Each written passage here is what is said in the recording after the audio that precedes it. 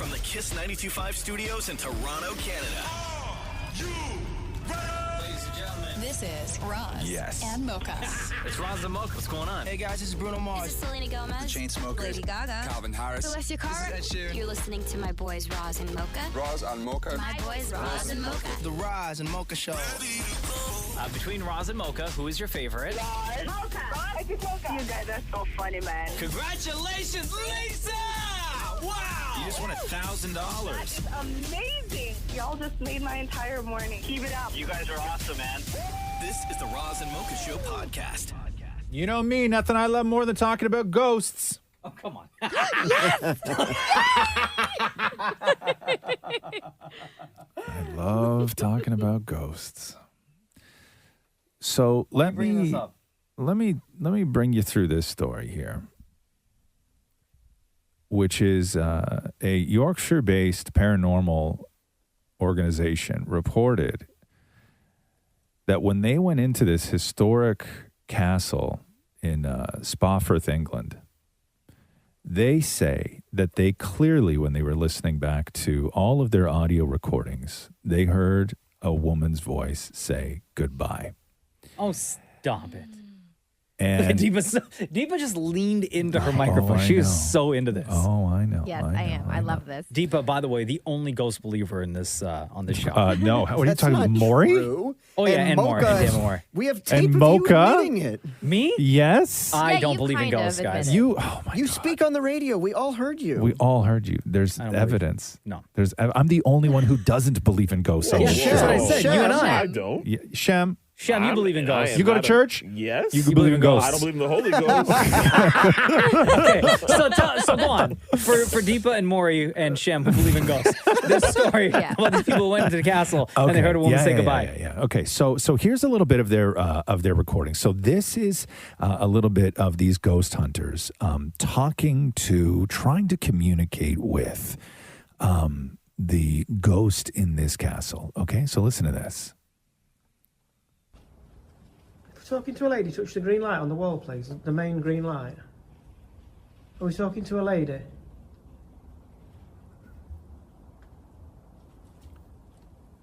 Are we talking to a lady? Oh, yeah. Thank you. So this is the lady then. Mm. And this is your turret. Yeah. Turret, Did not you toilet. fall? Oh. What was that? Have people seen you before? Huh. People seen you jump? Oh. Is there a reason that people only see half of you? Is that a true story? Oh, come on. It's because you got halved?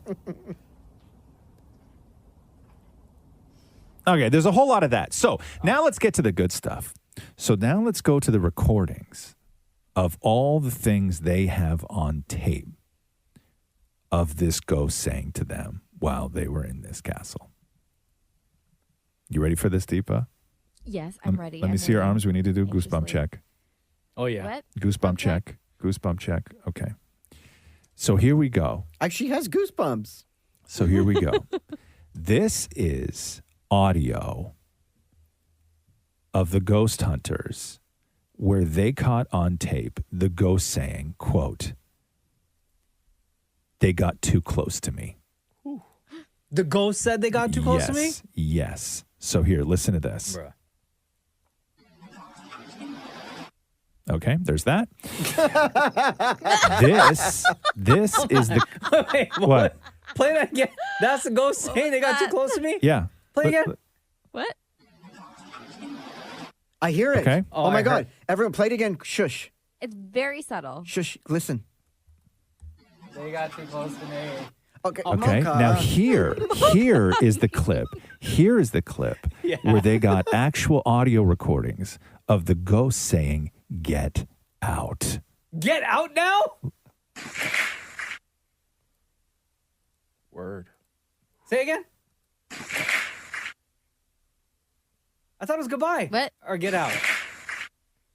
Here is actual recording of the ghost in the castle saying, "Precaution." Okay, I heard that one. I heard that. I heard that. You guys are... Look at Here Shem is- holding his heart. here Can you is- play the precaution one again? Again, one more time. Precaution. Yeah. Here is actual recording of the ghost saying, "You go down there." Oh, no. Okay. Ooh. I can explain all of this. Here's the ghost saying once again, "Get out." I heard that. Oh, yeah. It was a female that said get out. No, it was not. That sounds like a transformer. There was nothing. Yeah. There was nothing Can on I any of explain these this? tapes. Nothing. Yes, there was. No, The there- last one, you heard get out. No, There you was didn't. You're precautions such a while I heard liar. that. You're hearing it because you think you hear it. You're hearing it because I told you what to listen for. Exactly. No, I heard precaution. No. No, you very didn't. You're such a clear. liar. Deepa and I heard it. Again? That was get out. That was get out. No, it's not. Okay, play it again. Okay. Here, I'm going to play one of them. You tell me what they say. Okay, Deepa? Okay. Okay. Listen closely here. Listen closely.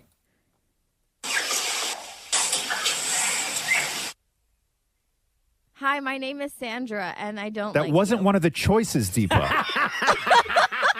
Are you making up a next one? Okay? This Yeah. conversation? Look at you go looking for ghosts, you're going to find ghosts, right? That's what we know about ghost hunters. You go looking for ghosts, you're going to find a ghost. Come on. And Okay. that is why, definitively. Hold on, what did that say? That was you go down there. Play it again? I was close. It was you go down there and then someone whistled. You guys, okay? This is why people believe in ghosts. Yeah. Okay. This is why you guys all believe in ghosts and Roz and I don't.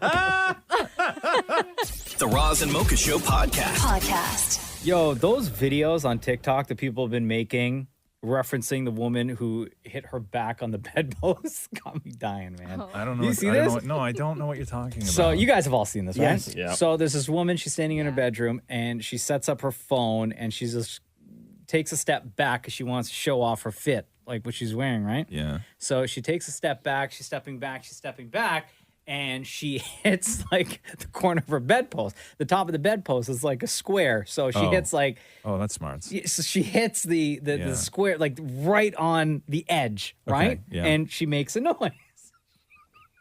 Right? It sounds like this. So she's setting it up. She said, right? Is she okay? Yeah, she's fine. Okay. No one cares. Some people been taking that sound, right? Yeah. And they've been making their own skits, their own songs, stuff like that, right? So there's a bunch of them. Everybody shaking it, staying alive, staying alive. I'm staying alive. Keep on falling All right, whenever you're ready, take your time, okay? Me and you, don't be nervous. Should have bought your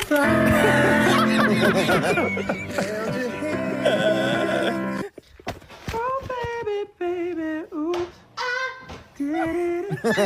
No matter what I do. You were a little late.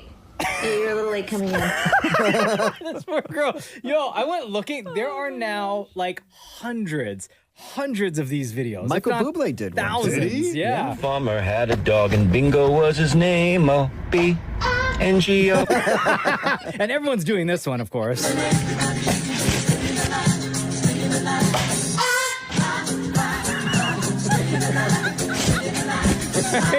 There's this one.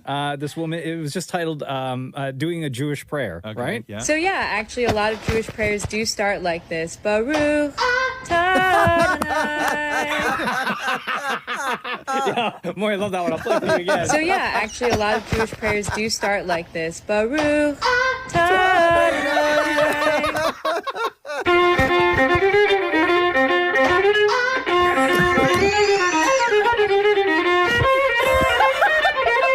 Yo, people are so friggin' talented. Wild, man. I swear.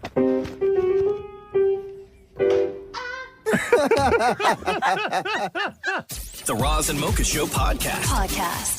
Hold on, I'm not ready. I'm not ready. I wasn't ready. What aren't you ready for over there? What do you got going on? I have to sign into our Microsoft Teams here. So we can see each other. Hey, David Moore and Shem are in another room. While you're doing that, turn my computer for a second for me. Okay. It's the great George Takei's birthday today. Oh, love him. How old's George Takei today, Maury? Oh, hold on. Can I guess? Yeah. He is Star Trek, right? He's got to be at least 90. No. 88. Because Shatner's how old? Is Shatner 90 yet? Yeah. He's like 92, right? Is he really? Yeah. I'm going to say George Takei is 88 years old today. That's what I think. Old, man. How old is he today, Maury? 85. 85 today. And he's got that voice, right? Do you remember when Maury met George Takei? Because Maury's thing was anytime he would meet somebody on a red carpet, because we just haven't done red carpets in forever, Maury's line was always like, so-and-so, how are you? That's the way he is. We had montages made up of Maury saying, how are you? Hundreds of times he said, how are you? And it became his thing. And because Maury's one of those guys that like loves his own voice, and George Takei is one of those guys that loves his own voice, this is how, like, no joke, this is how the interview with Maury and George Takei started. George Takei, how are you? Damn it, Maury, how are you? George Takei, how are you? Damn it, Maury, how are you? George Takei, how are you? Damn it, Maury, how are you? George Takei, how are you? Damn it, Maury, how are you? It's a couple of knuckleheads. But he's 85 today, George Takei. I found, this is from 2015. What is it? When Damn It Maury was on the red carpet for TIFF, asking a bunch of celebrities. Oh, is it the How Are You montage? How you doing? Yeah, listen to this. Jake Gyllenhaal, how are you? Helen Mirren, how are you? Bryan Cranston, how are you? I'm good, Maury, how are you? Matt Damon, how are you? Drew Barrymore, how are you? Ridley Scott, how are you? Keith Richards, how are you? Eddie Redmayne, how are you? Toni Collette, how are you? Susan Sarandon, how are you? Julianne Moore, how are you? Birkat Abdi, how are you? Rachel McAdams, how are you? Sarah Silverman, how are you? Great, how are you? Ryan Reynolds, dude, how are you? How are you? Dean Norris, how are you? Good. How you doing, bro? Or should I call you Hank? No, call me Dean Norris. We're like best friends with everybody over there. So that's how it started. And then this again is George Takei, how are you? Damn it, Maury, how are you? George Takei, how are you? Damn it, Maury, how are you? George Takei, how are you? Damn it, Maury, how are you? George Takei, how are you? Damn it, Maury, how are you? Happy birthday, George Takei! The Roz and Mocha Show podcast. Roz, you're really going to be into this. Oh, yeah? Because in this particular scenario, this particular subject, you and I are polar opposites. Oh. The question was asked online. How hot are you? No. Oh. Sorry. What is the longest you knew someone but didn't know their name? Decades. End of topic. Quick with the answer. Quick with the answer. Before we get everybody else's answer, okay? And you can text us at 925-555. You can always call us at 416-870-8888. Here's the post that was written to start all this off. Okay. My wife and I went to Nashville at the end of last week. The bar hopping there is amazing, and we wound up running into 6 different people she knew. One of the couples we actually hung out with the rest of the day and all of the next. We had a great time. When we got on the plane, I asked my wife, what were their names anyway? And she said, I have no idea. Nope. That is up. So back when Catherine and I used to sort of go out and do things, right? Yeah. This was our move. So we would like walk up to somebody, or somebody would call us over, or somebody whatever. Yeah. And the move was this. And if you're looking to figure out the name quickly, you need somebody with you, first of all, right? And the move is when you walk up and the person's like, hey, how's it going? And I go, hey, how's it going? I look at them and I go, have you met Catherine? And then they go, hi, Catherine, Jim, whatever. Right. Right? That's how you get the name.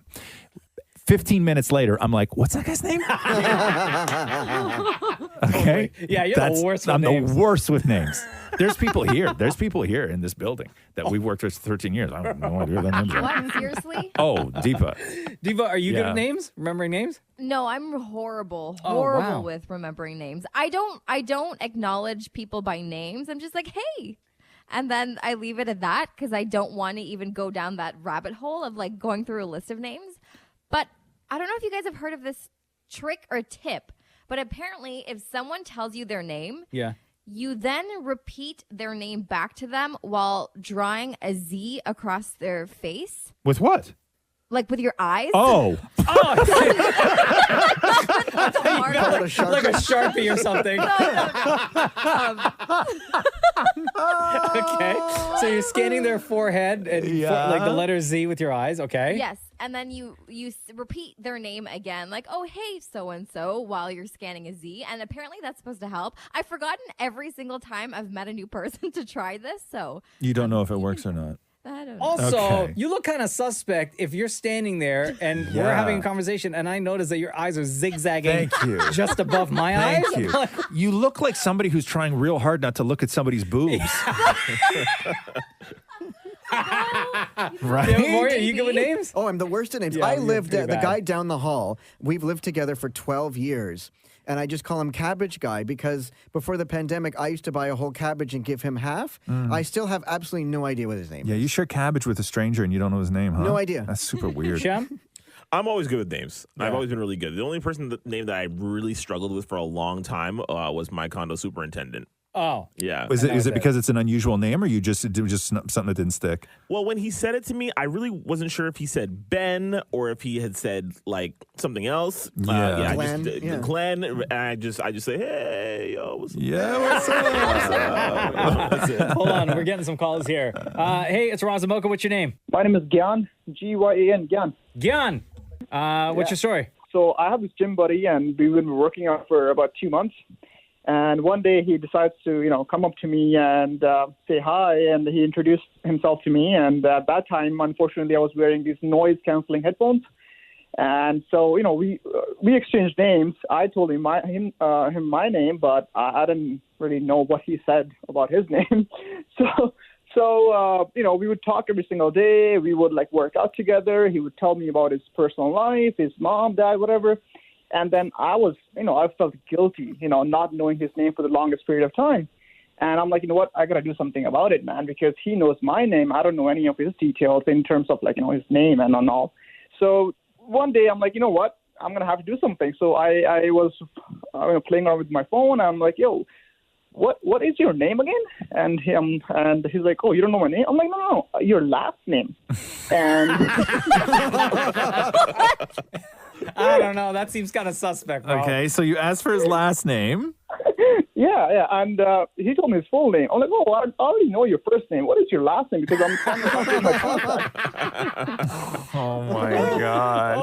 Could you imagine at that point if he only gave you his last name and then you'd have to be like, "Whoa, that's weird. It rhymes." Come on, man. Damn. That's a good trick, though. Yeah. That's a good trick. Thanks so much, bro. You take care. All right, thank you. Bye. All right, Victoria, you're next. What's up? How long you known somebody without knowing their name? Oh, about 20 years to be quite honest. Wendy. Yeah. Who is this person? So it's actually my neighbors across the street. See them regularly, shovel snow, rake leaves, go to the grocery store and such, but no clue what their names are. What? 20 years? Yeah. Yeah, I mean, I guess when we first met, we introduced ourselves, and at that point, I forgot what their names were. But when you see them, are they like, hey, Victoria, what's going on? And then you're just like, hey. More or less. What? Oh, my Hi. God. What about, are you single, living by yourself, or are you with somebody else?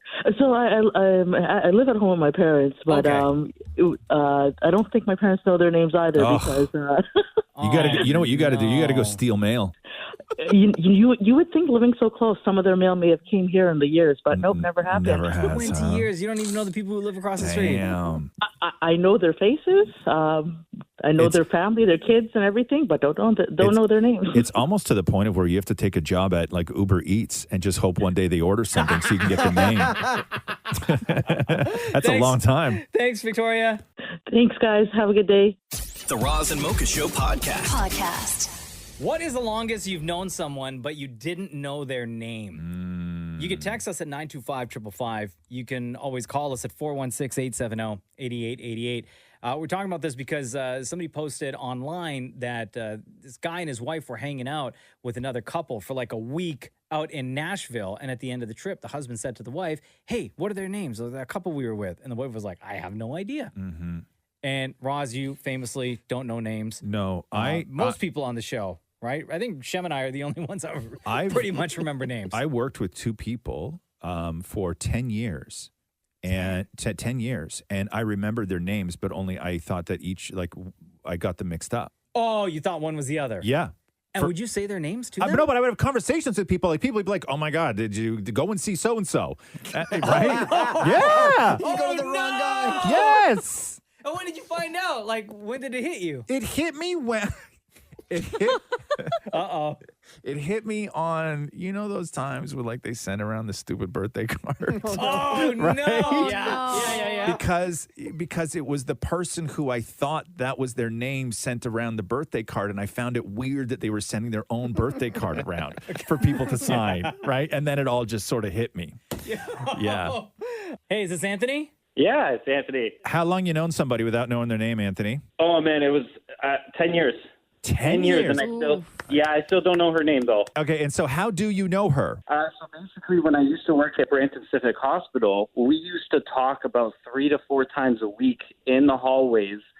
And the way that I would just refer her to is Sunshine. I used to call her Sunshine all the time because at a certain point, I didn't know when to, like, it was way too long. I couldn't ask for her name after months and years. But I clearly knew I didn't feel as bad because she didn't know my name either. So what did she call you? So for years, for the 10 years, she was calling me Eli, and I actually thought it was a translation for something. I guess I thought it was maybe equivalent to Sunshine in her culture, but I just realized she just kept calling me Eli, even though my name badge is around my neck. And I was just it clearly says Anthony. It says Anthony. I don't know if either of you are really fit to work around patients. Sunshine and Eli. Yeah. And it actually felt pretty badass because I usually get Andrew as a mistake. Anthony, Andrew, pretty close. But during the hallways when she used to see me from a distance, all I hear is, hey, Eli, have a great weekend. And what, you would just turn around and be like, yo, you too, Sunshine? Yeah, exactly. It was hilarious. And it was the running joke in the department because everyone was like, do you have a middle name, Eli? Is your real name Eli? And I was like, no, I don't know where she got Eli from. So everybody else knew, but no one would like tell the other person, like tell you what her name was or tell her what your name was? Nope. It was the running joke because every so often I would hear Eli in the department. I was like, guys, that's her name. She's using that for me. Yeah. So do you know her name now? No, you know what? If I had to take, I don't know. Actually, the last day when I left, I even went out, I went to go see her, and I was like, hey, Sunshine, it's my last day. Just wanted to say goodbye. Good luck with everything. And she just said, Eli, it was so nice working with you. Gave me a hug. Wow. And that was it. Wow. If I had to take a guess, she looked like a Susie. If I had to take a guess. Yeah. Yo, thank you for sharing that story, Eli. Oh, I appreciate it. Thanks for having me on. Right on, Holmes. I love you. That's Hey, great. Tiana, is it Tiana? It is. All right, what's your story? My boyfriend and I, we've been together now for like 13 years, okay? I moved here from BC, so we met online on Plenty of Fish. So I was like, okay, we're talking, getting to know each other, not a big deal. I was like, I always wondered because he always just never addressed my name. And I was like, I asked him one day and I was like, you know, his name was Justin. So I was like, hey, so Justin, like, you know, what do you like? What do you this? You know, asking him a little bit of questions. Anyway, so made the decision, long story short, made the decision to move out here, to come here for Christmas time. So we're deciding gifts for each other. And he goes to me, he's like, so Tina, and I was like, uh-huh. And we just kind of paused for a second. And he's like, yeah, so what do you want for Christmas? This, that, and the other. Next thing you know, I was like, wait a second. We hung up the phone and I said, who's Tina? That's not me. I'm like, wait, did he get me mixed up with somebody else? I'm thinking everything. So he texts me in a text message and says, so I just want the correct spelling of your name. I was like, it's like on like my text, like on my profile or whatever. He's like, oh no, I just want to make sure. And I was like, well, it's Tiana. He's like, yeah, that's what I thought. And I was like, okay, can you call me for a minute? So he calls me and he's like, hey, Tina. And I was like, that's kind of not my name. This whole time he thought my name was Tina, and it was Tiana. Hold on. I don't mean to get way off track here, but to me, my detective skills, like I'm going off here. It sounds to me like there was a Tina in his life and also a Tiana in his life. And it just so happened. And he it's not that he was getting your name wrong. He was mixing the two of you up. That's what I said. I was like, okay, well, I had this like weird gut feeling, right? Like I'm in Vancouver, he's in Toronto, and there's a 3-hour time change. He's long done for his day, and I'm like sitting there 3 hours behind going, okay, am I overthinking this? Like, what about this? What about that? Well, so I asked him, I was like, is there somebody else? And he was like, what are you talking about? He's like, I'm just talking to you. And I was like, how come you didn't know my name? He's like, no, it's Tina. And I was like, I think I know my name. It's Tiana. So whatever happened to Tina? Well, Tina, I guess the way he heard like my name in his mind, he's like, never heard that name before, he said. And he's like, well, I just thought it was Tina. Like, I guess, because sometimes I can talk really fast. I'm like, yeah, blah, blah, blah. You know, like I'm slurring all my words together. So, and then I asked him, I was like, is there another girl? Like, were you seeing a Tina? Of course, I did my investigations, didn't find anything. But at the same time, then he calls me back when I arranged to come to Toronto for Christmas. So I'm like, okay, he's like, I want to get you something because, you know, the conversation went into nothing ever has my name on it, like legit. So I was like, yeah, like I want a piece of jewelry with my name on it, like Tiana. And then all of a sudden he pauses and goes, oh, okay. So can you spell that again for me? And he was, okay, what a dummy. You married a dummy. Well, Tiana, thank you very much for sharing your story with us. You're so welcome. Have a good day. Bye. Love you. The Roz and Mocha Show podcast.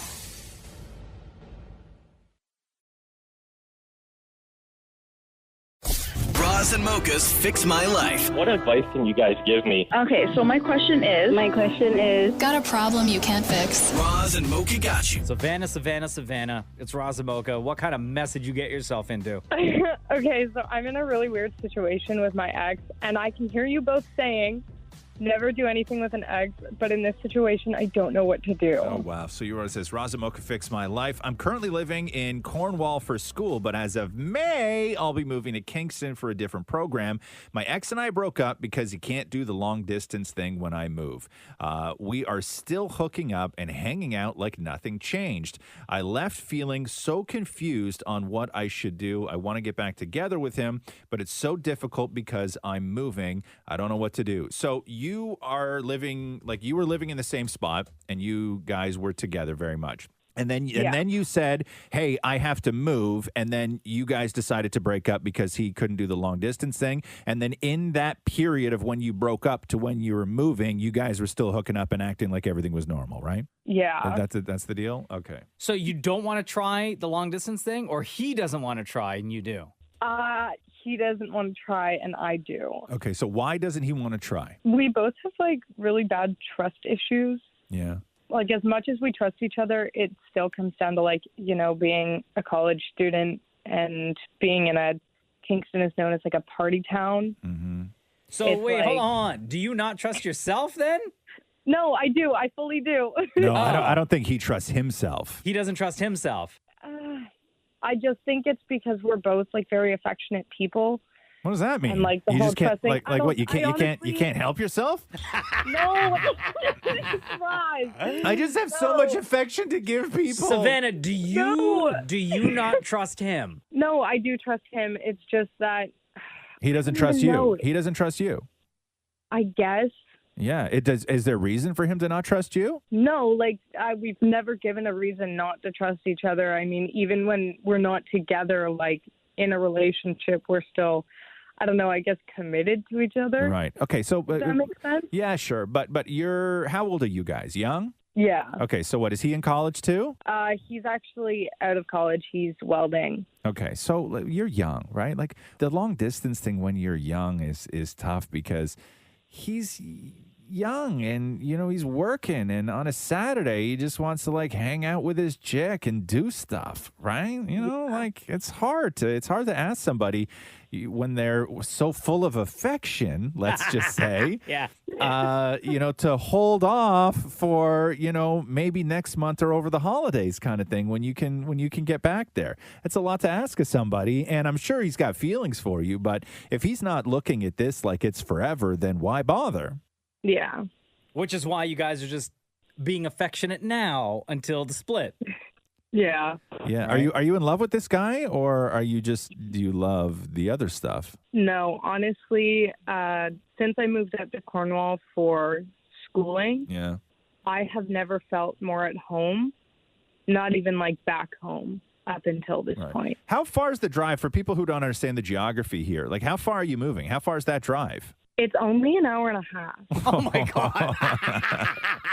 Only an hour and a half? And y'all can't save the affection for that 1 hour and a half drive? That's what I'm saying, Mocha. Oh, Savannah. Yo, your guy's just not into it. No, he's not into it. Yeah, he big doesn't. time. He's fine. He's fine with you if you're around. He's got no problem with you as his girlfriend, but he doesn't want to put in 1 ounce of work for this. Yeah.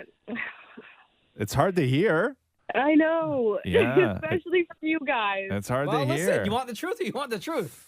I know. I mean, so what, are you going to like just never go back? Because obviously it's only an hour and a half, and I'm assuming you still know people there. So like, you're going to drive. No, I have a lot of friends here. Like, I'm Okay. planning on still coming back and stuff. Yeah. So what are you going to just like go back and not call him? Or are you going to go back and be like, hey, I know you don't want to be together, but I'm here. You want to hook up? Probably that Yeah, one. of course you will. Of course you will. You know exactly. You don't need us. You know what you're going to do. You know what you're going to do. You And already then- had this figured out in your mind, Savannah. and then when you're at school, you're going to hook up too and all that. Let's go and live college dreams, okay? Yeah. Like, what, do you want to get married? Well, not right now. Okay, well then don't. Yeah, you're fine. Don't worry about this. You got a lot of stuff to concentrate on. These are your fun years right now. Yeah. Right? You don't need to be worrying about, all this stuff. Just you will figure out. It's a natural thing to figure out here. And you're with somebody who's not ready, and obviously you're not ready, but you got a good thing and it feels good when you're together and you love each other's company and he sort of feels like home and all of this stuff. And it's heartbreaking, to think that you're going to move away and lose that for something as, dumb as a 90-minute drive. But sometimes that's the way it goes. Yeah. Just go out there. Just go be affectionate. Yeah. Not too affectionate, though. Keep your mind on them books, girl. Yeah. Does that help at all? I mean, I know that you know what the deal is. Obviously, he just doesn't want to put any work into this. I think it was just that listening to your podcast and listening to you guys on the radio when I was back home, I kind of just needed to hear you guys say it. Yeah. Because you guys have always been like a massive part in my life. Yeah, you're gonna be since I okay. can remember. You're gonna be okay. Yo, your first week out there, you're gonna forget about this guy. You're gonna be fine. You're gonna be No joke. You're gonna be just fine. Yeah. You're gonna be just You're fine. good, Savannah. Thanks, guys. I do have a question. Yeah. Are you guys going to ask the question? Oh. Absolutely. Savannah, between Roz and Mocha, who is your favorite? Growing up, it was Mocha, but recently, Roz, you've got my heart. Take the win, bro. I'll take the win. Okay, no. You're right. You don't want any follow-ups. No, you're right. I take that win. I don't know. I take that win. Also, congratulations, Roz, Thank on your you. book. Thank you, my I'm love. I so appreciate excited it. to read it. I appreciate it. Hope you love it. Bye, guys. Roz and Mocha's Fix My Life. On Kiss. James Corden last night, Camila Cabello was she doing carpool karaoke more? Is that what they were doing? Mm-hmm. What's that? Yes, she was. Yeah. And they get into this they go back to the beginning with Camila Cabello to talk about X Factor and what was the thing at that time that got her on that stage. What was her motivation for wanting to do X Factor? Tell me this, when did you decide to go and audition for X Factor? I was 15. I was like a huge One Direction fan. And I was like, The Voice, X Factor. And I was like, well, One Direction will be at X Factor. I don't know if they'll be at The Voice, so let me audition for X Factor. That was the reason? Literally, no. This is really embarrassing. And I can only say this because obviously that was like 10 years ago. But I literally was like, I'm auditioning for X Factor because I will marry Harry Styles. Like, I will. Yeah, I really believed that at the time. You really believed that you were going to marry Harry Styles? Well, I didn't think we were going to get married, but I was like, I'm going to audition for X Factor. We're going to meet. I'm going to become a singer, and we'll probably fall in love. Right. You know, it wasn't like marriage, but I was like, we'll probably fall in love. By the way, that's the first time I've ever confessed the real intention behind me auditioning for X Factor. I'm appreciative of the honesty of it. I also don't think you were the only person with that intention. Wasn't. So you get on stage, you audition, it obviously goes brilliantly, and then they say, we're going to put you in a band. How did you feel? I felt great. I was a One Direction fan. I was like, this is better. This is the same exact thing that happened to them. Hey! Wow. Okay, right. So then it comes to the. I mean, that's why I joined this show, Roz. Which is why, Maury. Oh, because of you. Thank you. Because we were going to fall in love one day. There's still time. There's still time. You're right. You're out You're of the book. still married. And you're still out of the book. Oh, no. Okay. So when it comes to that. So compliments don't work. Okay. Here we go. So this is Camila Cabello on what that whole journey with the band was like. Is there any bit of you misses being in a band? Honestly, no. But there's no, like, hard feelings for me about it because I am, like, we were so young. Like, I'm such a different person than that time. But there were some really fun times there, too. Of course. How can there not be?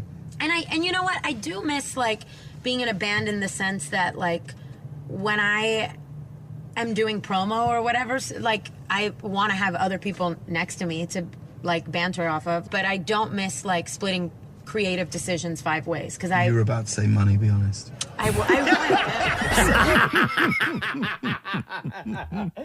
Wow. Yeah, it's a great interview. Really great segment. She did a great job. The Roz and Mocha Show podcast. Oh, hey, tomorrow's 420. Is it? But is that really significant anymore, I just though? realized. Wow, Deepa, how are we celebrating? I'm not celebrating that. That's for sure. Hey, Deepa, have you ever smoked weed before? No. No, huh? Never. Have you ever tried it? No, I didn't even know what it smelled like until the 11th grade. Some kid had smoked it like beside me in my psychology class, and I was like, "Hey, teacher, it smells like skunk in here." Oh no! You snitched. I didn't know I was snitching though.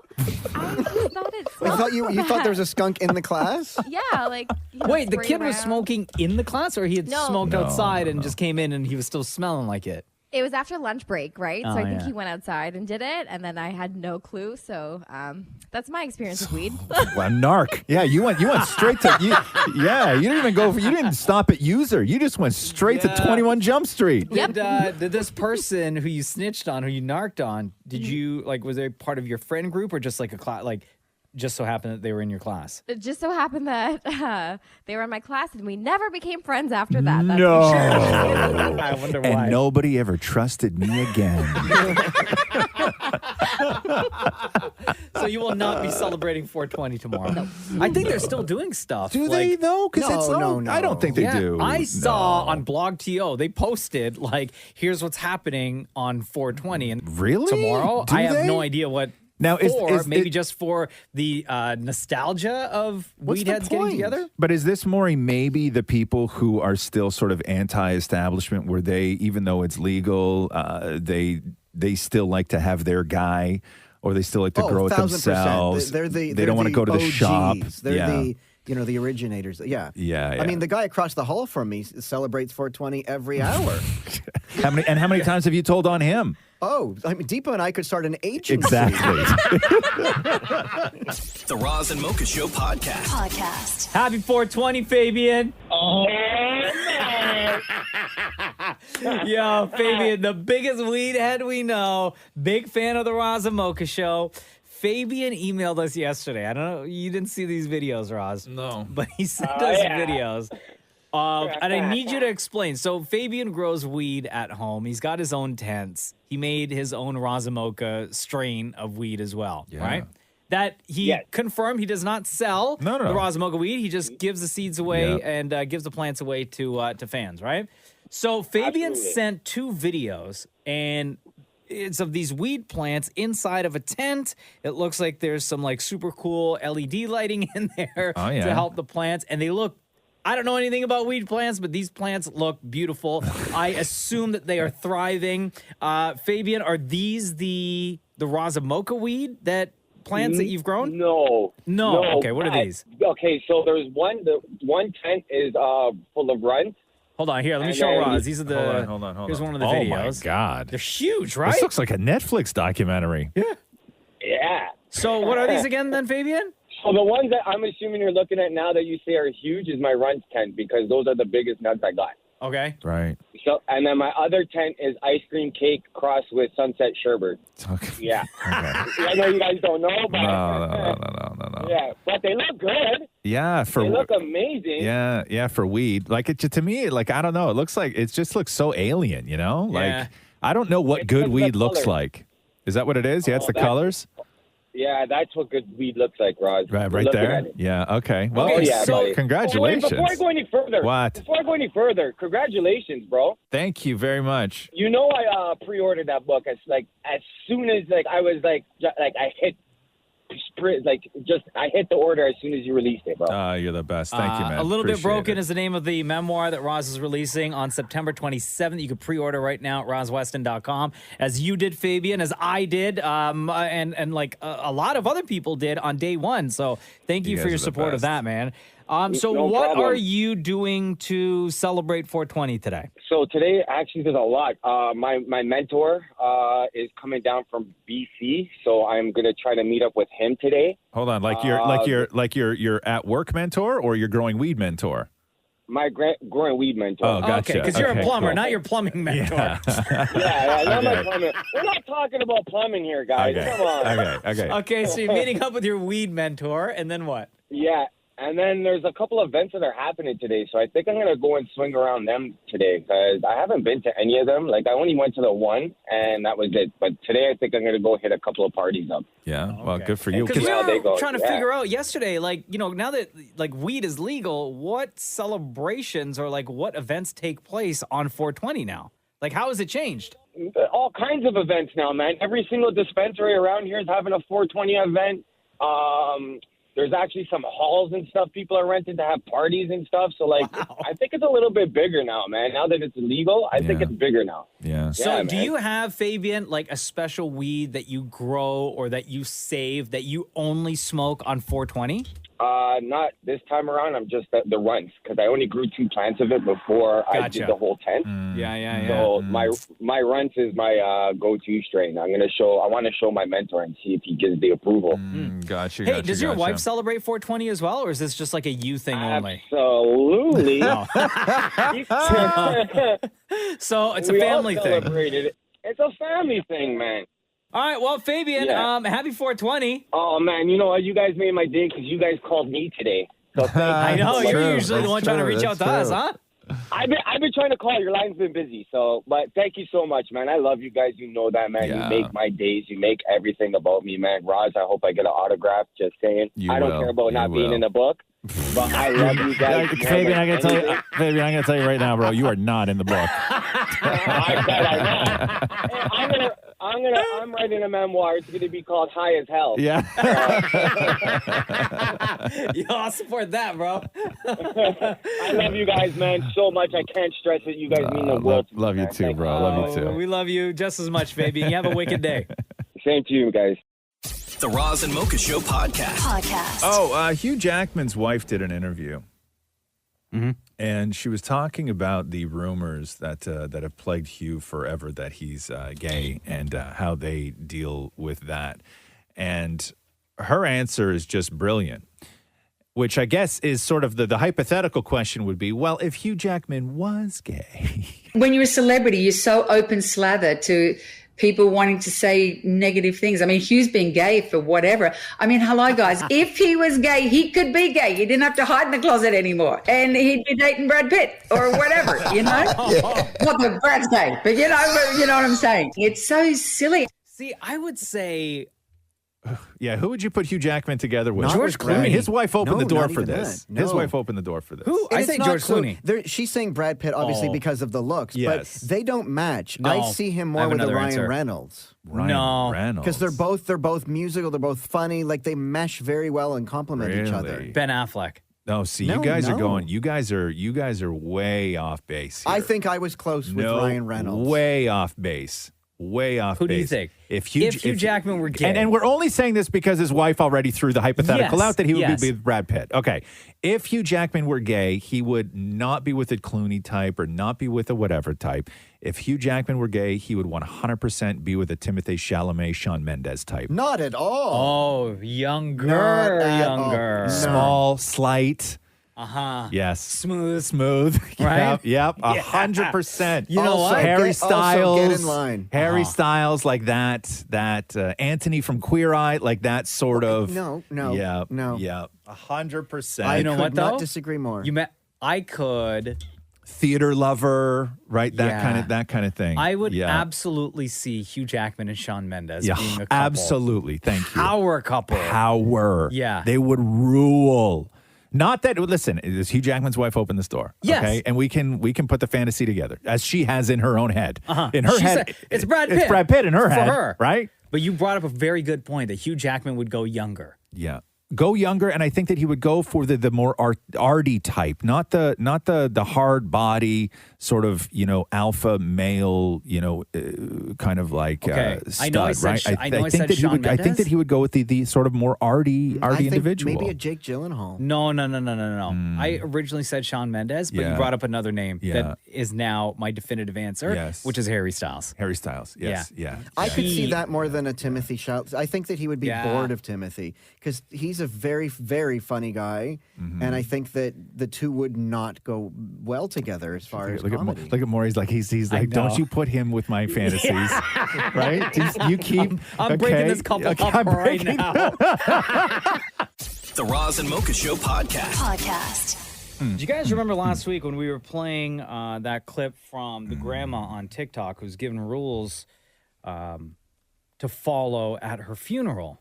Yes, and there was somebody she definitely did not want to show up, right? These are my rules at my funeral. Listen up. You could cry, but don't cry too much. Don't make a fool of yourself. Bertha is not invited. Don't let her in. And you better get drunk afterward. Take a shot for me.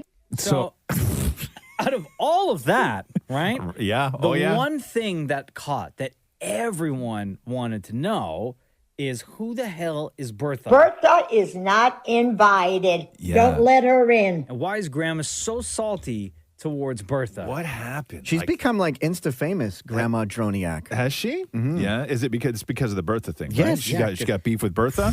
Bertha is not invited. So- Don't let her in. So what the hell happened? Does she explain? Do we know the story now? So Grandma Droniak went back on TikTok because the response of who the hell is Bertha Yeah. just started running wild. So she had to tell us all Yeah. who Bertha is Okay. and what happened. I cut Bertha out of my life for a long time. She was not a good person. She was trying to talk to my husband, and I didn't like that either because she's a troublemaker. She tried to copy off whatever I wore. She had to wear it too. Now she knows I'm a celebrity and she gets jealous. So I stay away from her. If she comes to my funeral, kick her out. I don't need her. Scandal. So it's not just one reason, right? It's No, all the reasons. Multiple But it seems reasons. like they still talk because she said she's jealous that I'm famous now. So they no. must still talk. No, or people know, Yeah, right? So they're like talking to each of them about the other, which is what I think is happening, right? Now she knows I'm a celebrity and she gets jealous. So somebody probably went to Grandma Droniak and said, after your TikTok video went viral, Bertha's been, saying some stuff. Yeah. She's pretty jealous. How long till Bertha starts up? a This is TikTok? what I'm hoping now. This is what I'm hoping. This becomes a Right? big back and forth. Oh my God! Between two old ladies on TikTok, Yeah. this is why the platform was invented. Now she knows I'm a celebrity and she gets jealous. The Roz and Mocha Show podcast. Oh man, I love me a good Florida man story. Oh no! And I got another one. Okay. But this isn't like a dumb criminal story. Okay. It just happens that this guy lives in Florida. His name is Ramiro Alanis. Mm-hmm. He was in the Guinness Book of World Records back in 2019 for watching Avengers Endgame 191 times. Oof. And anytime these That's Marvel a long movies, movie, too. That's 3 hours. And a lot of times when these Marvel movies get played in theaters, you always see there's always one person that wants to break a record by watching it X amount of times to be in the Guinness Book of World Records. Because right? nerds don't get to say that they waited in line for 14 days anymore because all your tickets are ordered online. Like movie theaters are all reserved seating now, And like months in right? advance, And too, months in right? advance. Because that used to be the thing. That used to be when a Star Wars movie came out or like a big movie came out, you would know there was certain theaters in every city that would have these lines that would start like 25, 30 days in advance where people would camp out on a sidewalk for a month to see Star Wars. So this guy in Florida who watched Endgame 191 times. Now when they get in the theater, they just don't leave. Right. Yeah. You don't have to. So he was in the Guinness Book of World Records. And then last year, there was a guy who watched some French movie. Yeah. I remember that. 204 times. Yes. So dethroned this dude from Florida. It's not cool, man. So guy from Florida was like, Mr. Frenchie, bonjour, but I'm here to reclaim my title again. Okay. So what'd he do?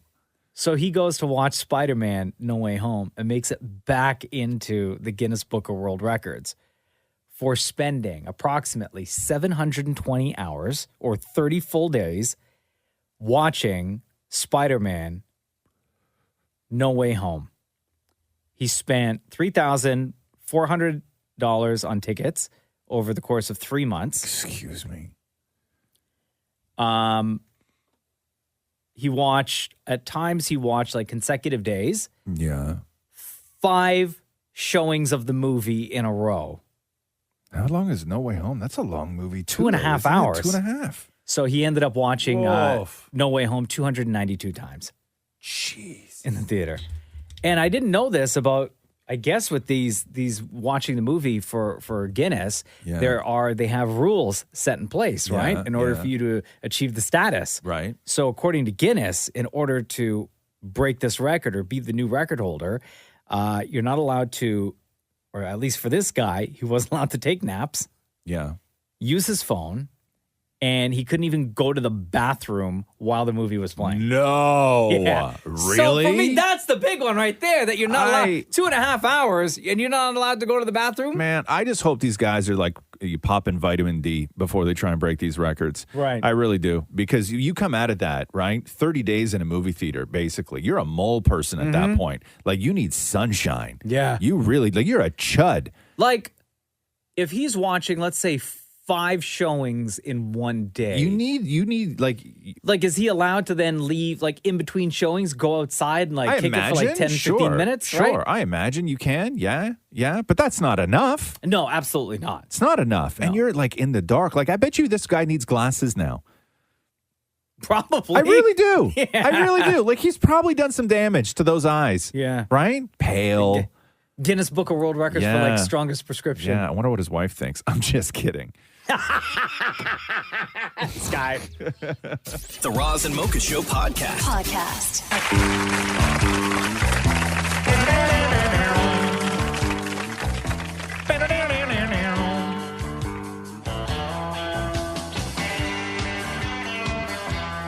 The kids in the hall are back.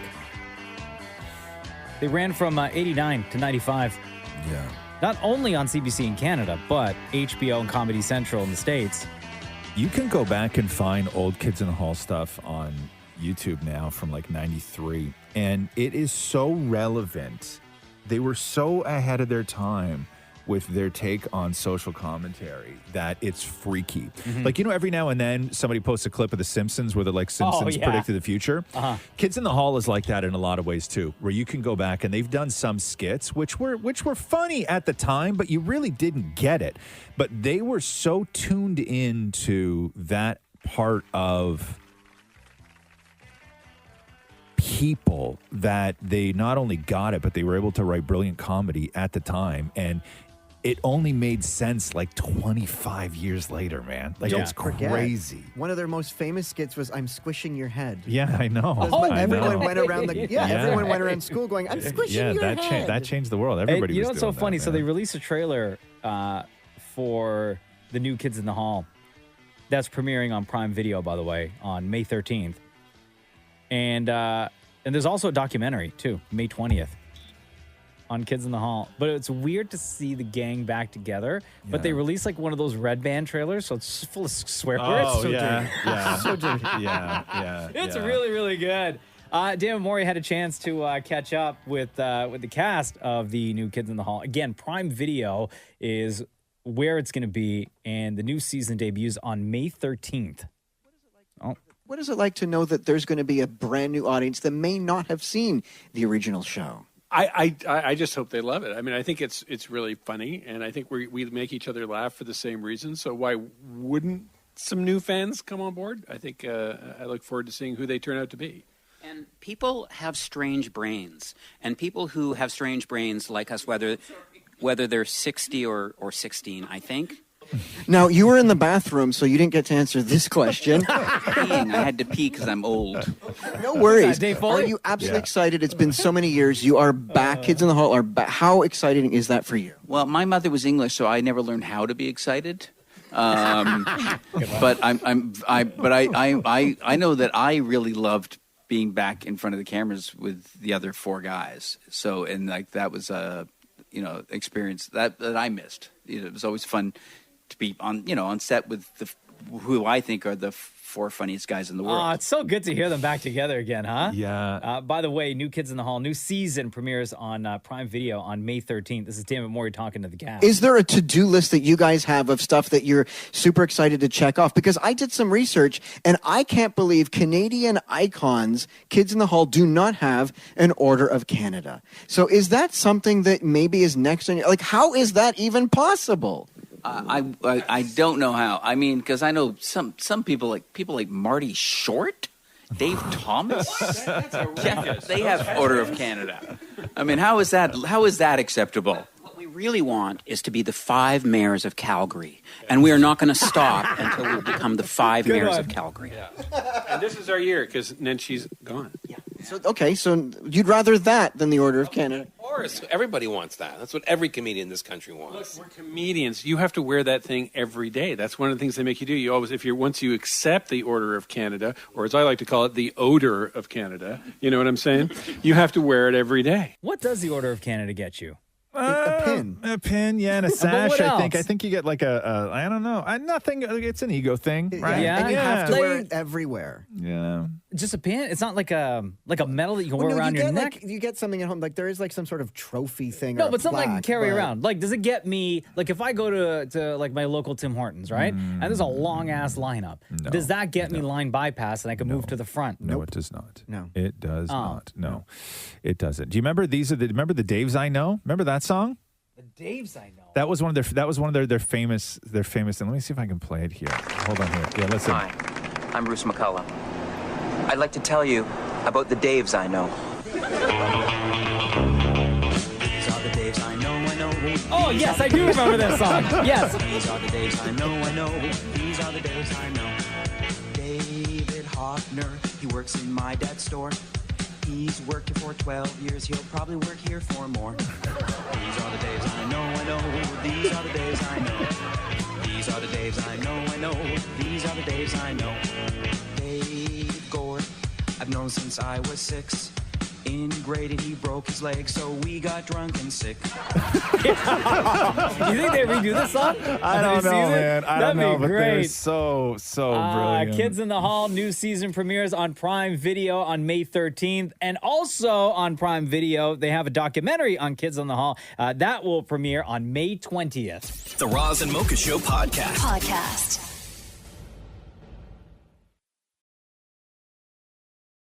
You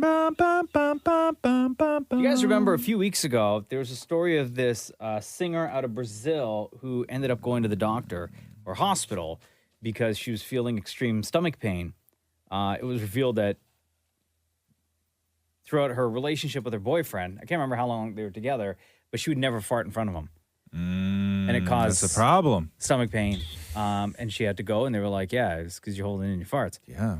Been there, girl. So the same thing happened again to a woman, a 19-year-old in Ireland. She'd been together with her boyfriend for like 2 years. Yeah. And all of a sudden, she never farted in front of him, right? Yeah, it's rough. And then last week, she was at work and started feeling like extreme stomach pains. Right. Had to go to the hospital. She was like curled over, like limping. The pain was so bad. Really? It's not good. Does it get trapped or like what happens? Listen to this. It? Yeah. This woman in Ireland, it was so bad, they had to remove her appendix. No. Because it was about to burst. Because she was holding in her farts. Really? As a result of holding in her farts. Like I remember like years ago, like when you're, a teenager kind of thing. Because when you're sort of grown, things matter a little bit less. You're grown, but when you're younger, you just don't want to be seen as like a gross boy, right? Sure. And so I remember really like holding him in those sort of teenage years when you were dating, and it hurt. Like I remember there were days where like I left. And it hurt me to leave because I was in a real good situation. Yeah, you know what I mean? Of course. But I had to leave because I was in so much pain, so much pain. I had to walk the long way home. Oh, and hopefully just to walk him out. Hopefully something like moves in your stomach and then it releases. Yes, right? It's not good. It's not good. So she had to get her appendix removed, and there were so many comments on this story from other women who were like, "I'm the same way." Like one person said, almost 5 years together. And no man has ever heard, or that man has never heard a fart come out of me. Really, huh? Yeah. Yeah. Another person said, I've held them in all my life around everyone. None of my friends or family have witnessed me letting one rip since I was a baby. Wow. I watched a Nest Cam video yesterday on TikTok where Excuse me? Huh? This man went to his girlfriend's family's house. Yeah. And he really had to fart. Yeah. So he went onto the front porch to Right. do it, but the family was watching him on the Nest door cam. on the Nest Cam. poor No, it's not guy. good. So he's like, you could see him bend over and then wave, like fanning it behind him, and they're all watching. No. Just at that point, go to the, well, no, even if you go to the bathroom. But he didn't know there was a camera. He was just trying to be polite. Yeah, that's the problem, right? Yeah, so stop holding in your farts. Oh God! Oh, Like, that's just so like this woman in Ireland who, with her boyfriend, been with her boyfriend for like 2 years, has Yeah. never farted in front of him. those weird little things when you're dating, huh? Yeah. You just hang out because if you Would you be ask- judged on the sound or the smell? No, just I I know. think I think both, people maybe. are just going to look at you differently, and it's not about the sound or the smell. I think that when you're in those relationships, you just try and do anything to prevent the person you're with from seeing you as anything other than sexy. Yeah. Right. So like they don't. You're suddenly not that. You're like, now you fart. Right. remember and when- people think that that's a big deal, and they're not going to be I think looked you at should discuss sexy it on the anymore. first date. Like, hey, When if Jenna and this I happens. first started dating, Yeah. it took me, I think, months. When was it? Yeah, it was a couple of months before I would like poop. Yeah. In with the her, in the like, home, in the home. in the same place. Yeah. Really? So like we went on a trip. I think it was our trip to Florida. Yeah. And we were at the hotel, and I Yeah. really had to go. Yeah. And I said, "I'll be right back." And I left the hotel room. Right. And I went down to the lobby. No, you didn't use and a I public went- toilet? Yeah, yeah. No, and I you used the did bathroom not. in the lobby. No, and I you came back, didn't. and she said, "Where were you for so long?" Yeah. And then I told her, and she's like, "Stop We being can't so do this. stupid." Yeah, we can't like do it's this. fine. There's no Like, way to live. Yeah, if you gotta go, just go in the bathroom, right? Like I'm not gonna feel it. Like You everyone, see, you're so. And was it because you thought that she wasn't going to think you were sexy anymore Yeah. if she walked in and smelled it right afterwards? Totally. Yeah, Yeah, I totally. know. And I'd been gone for a know. while. Yeah. So I'm sure she was worried. Right. maybe. Like, where is Yes. this guy? Right? The Roz and Mocha Show podcast. Let me play this for you guys. And I want to get your opinion on it. And feel free to text in. There's this woman from the U.S. She's living in the U.K. On TikTok, she told this story. She goes by the name of Rebel Marie. Okay. Of living with her boyfriend in the same house, but on different floors. Listen to this. I love talking about our situation. Yes, my partner and I have been together for almost 3 years. Last August, we bought a duplex. So it is an up and down. And I have a 2-bedroom, 1-bath apartment. He has a 2-bedroom, 1-bath apartment. We share a basement and an attic and hallways, like stairwells, yard. And we go back and forth. We leave like our back doors open so we can go between each space. Kids come and go as they see fit. But I have a very different design aesthetic than him. I am a maximalist and he is not. I don't do my dishes every day. He needs to. And this just works better for us. And it's great. And I think it's going to be how we stay in love for the rest of our lives, is by not living together full time. I don't know if I could ever do that, man.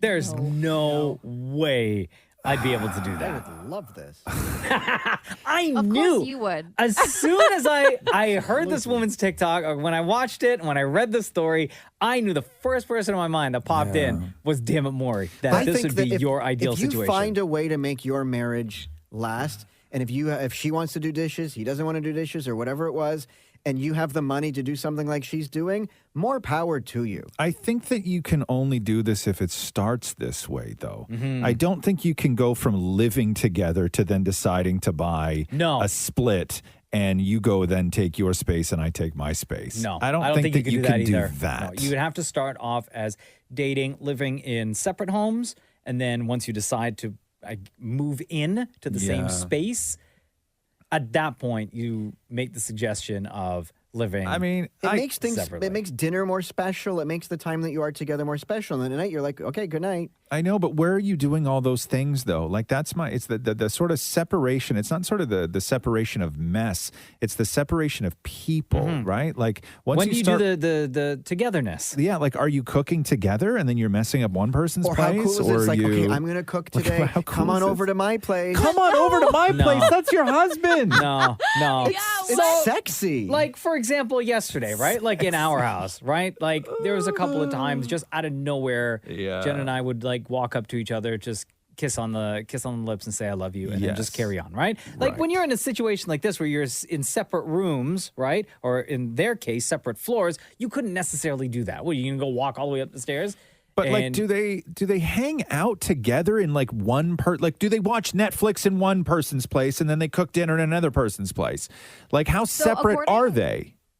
Like, according to this article, they also have kids.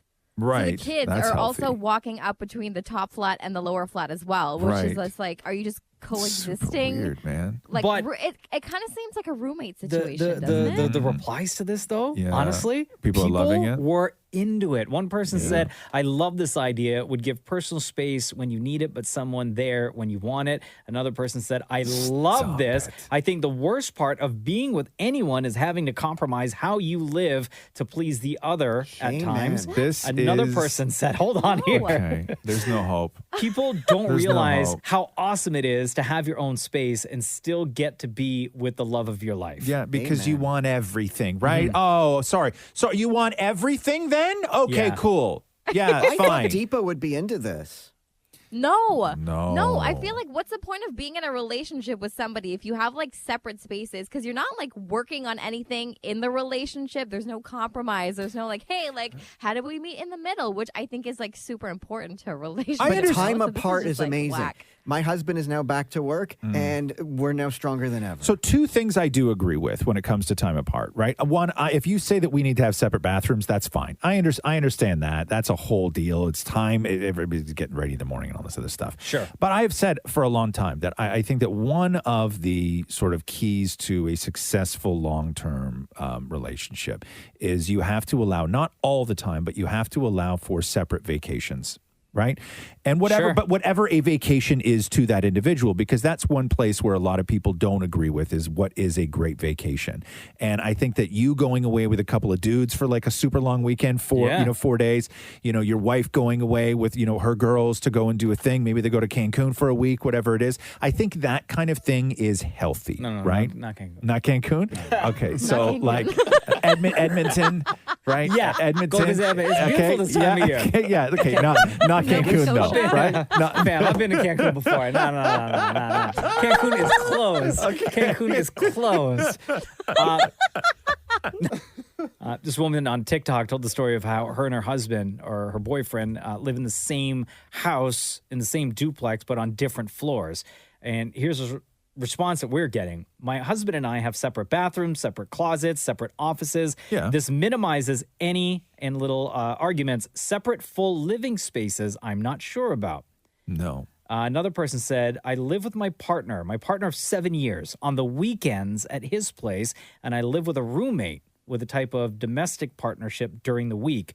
Our weekends are really intentional and lovely. Yeah, I could never be lying in bed being like, does Catherine have people over tonight? Yeah. You know what I mean? Yeah, like what's she up to? What's she doing? Yeah, like I couldn't. Not out of like... No. Out of distrust, no. just like out of curiosity, The right? noise. I have separate bathrooms and separate closets. that I understand. I Matthew understand still separate cleans bathrooms. mine. Normal, though. That's normal. More texts coming in. I love that. I need space and quiet time and a place to do my art. So I'm all for that. Another person wrote, I love it. Another person wrote, definitely could do this. We sleep in separate rooms and this would be ideal. Yeah. So a lot of people, look, my husband and I live in the same house, but in separate rooms. He snores. Another person, I would love to live like this. I know. There's no hope on Shem. Oh, hating on the snores, I man. know. It's only a matter of time. It's only a matter of time. The Roz and Mocha Show podcast. There's a woman who lives in the UK with her boyfriend in the same duplex, but they live on separate floors. And she told this story on TikTok, and it blew up. They have kids. The kids can, freely go in between both apartments. And she has a different design aesthetic than he does. And just like certain personality traits of the way they like to live in a space are completely different. And she says it works for them. Can you play her again? Because I want to hear how just casually she says this. So again, they have like one big house, but it's two separate apartments within that house, right? Yeah, listen to this. I love talking about our situation. Yes, my partner and I have been together for almost 3 years. Last August, we bought a duplex. So it is an up and down. And I have a 2-bedroom, 1-bath apartment. He has a 2-bedroom, 1-bath apartment. We share a basement and an attic and hallways, like stairwells, yard, and we go back and forth. We leave like our back doors open so we can go between each space. Kids come and go as they see fit. But I have a very different design aesthetic than him. I am a maximalist and he is not. I don't do my dishes every day. He needs to. And this just works better for us. And it's great. And I think it's going to be how we stay in love for the rest of our lives, is by not living together full time. And the response to her TikTok was astonishing as to how many people were into it. Deepa, not into it. Shem, not into it. No. Myself and you, Roz, not into it. Damn it. Maury, on the flip side, much like the supporters of this woman on TikTok, definitely into it. Find what works for you. And if this works for you, that's amazing. A maximalist, by the way, in case you couldn't tell, is, quote, a person who holds extreme views and is not prepared to compromise. Oh, I thought that just meant horror. Yo, that's not a relationship for you then. That is not a relationship for you. Let me see here. I wouldn't want to be with someone I couldn't tolerate all the time. That's not love. The reason I love my husband so much is that we can coexist together in close quarters without getting under each other's skin. Somebody said single income can benefit both during tax time. I think it's a great idea overall. It would save a lot of arguments. Because of taxes. Thanks. Come on, baby. Gotta be an accountant. Move upstairs. Yeah. My husband and I actually work amazing together during dinner prep, cook, and clean up. We don't even have to say a word. We just work amazing together and get stuff done.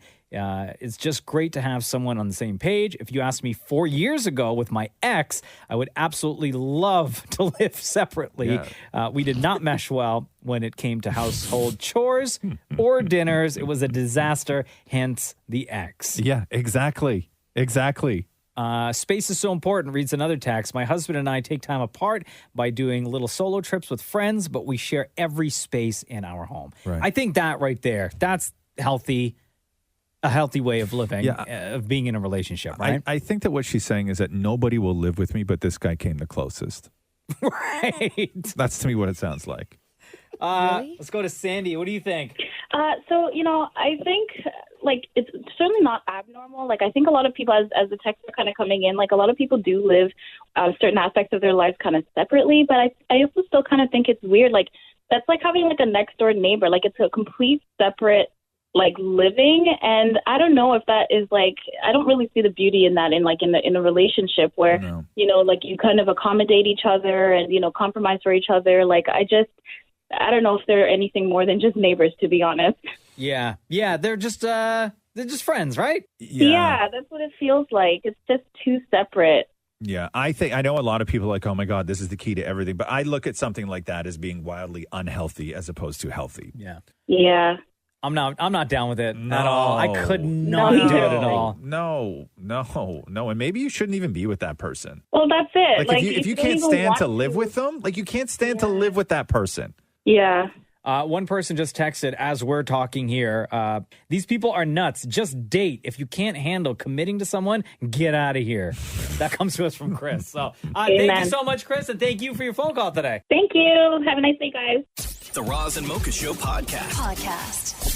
Roz and Mocha's Fix My Life. What advice can you guys give me? Okay, so my question is... Got a problem you can't fix? Roz and Mocha got you. Nicholas joins us right now. What's going on, dude? So a girl broke up with me because her parents told her to. After her parents told her to. Wow, that's harsh. Okay, you wrote us this. Roz and Mocha Fix My Life. Long story short, by the way, there's 10 lines to this. That's not how you do a long story short, bro.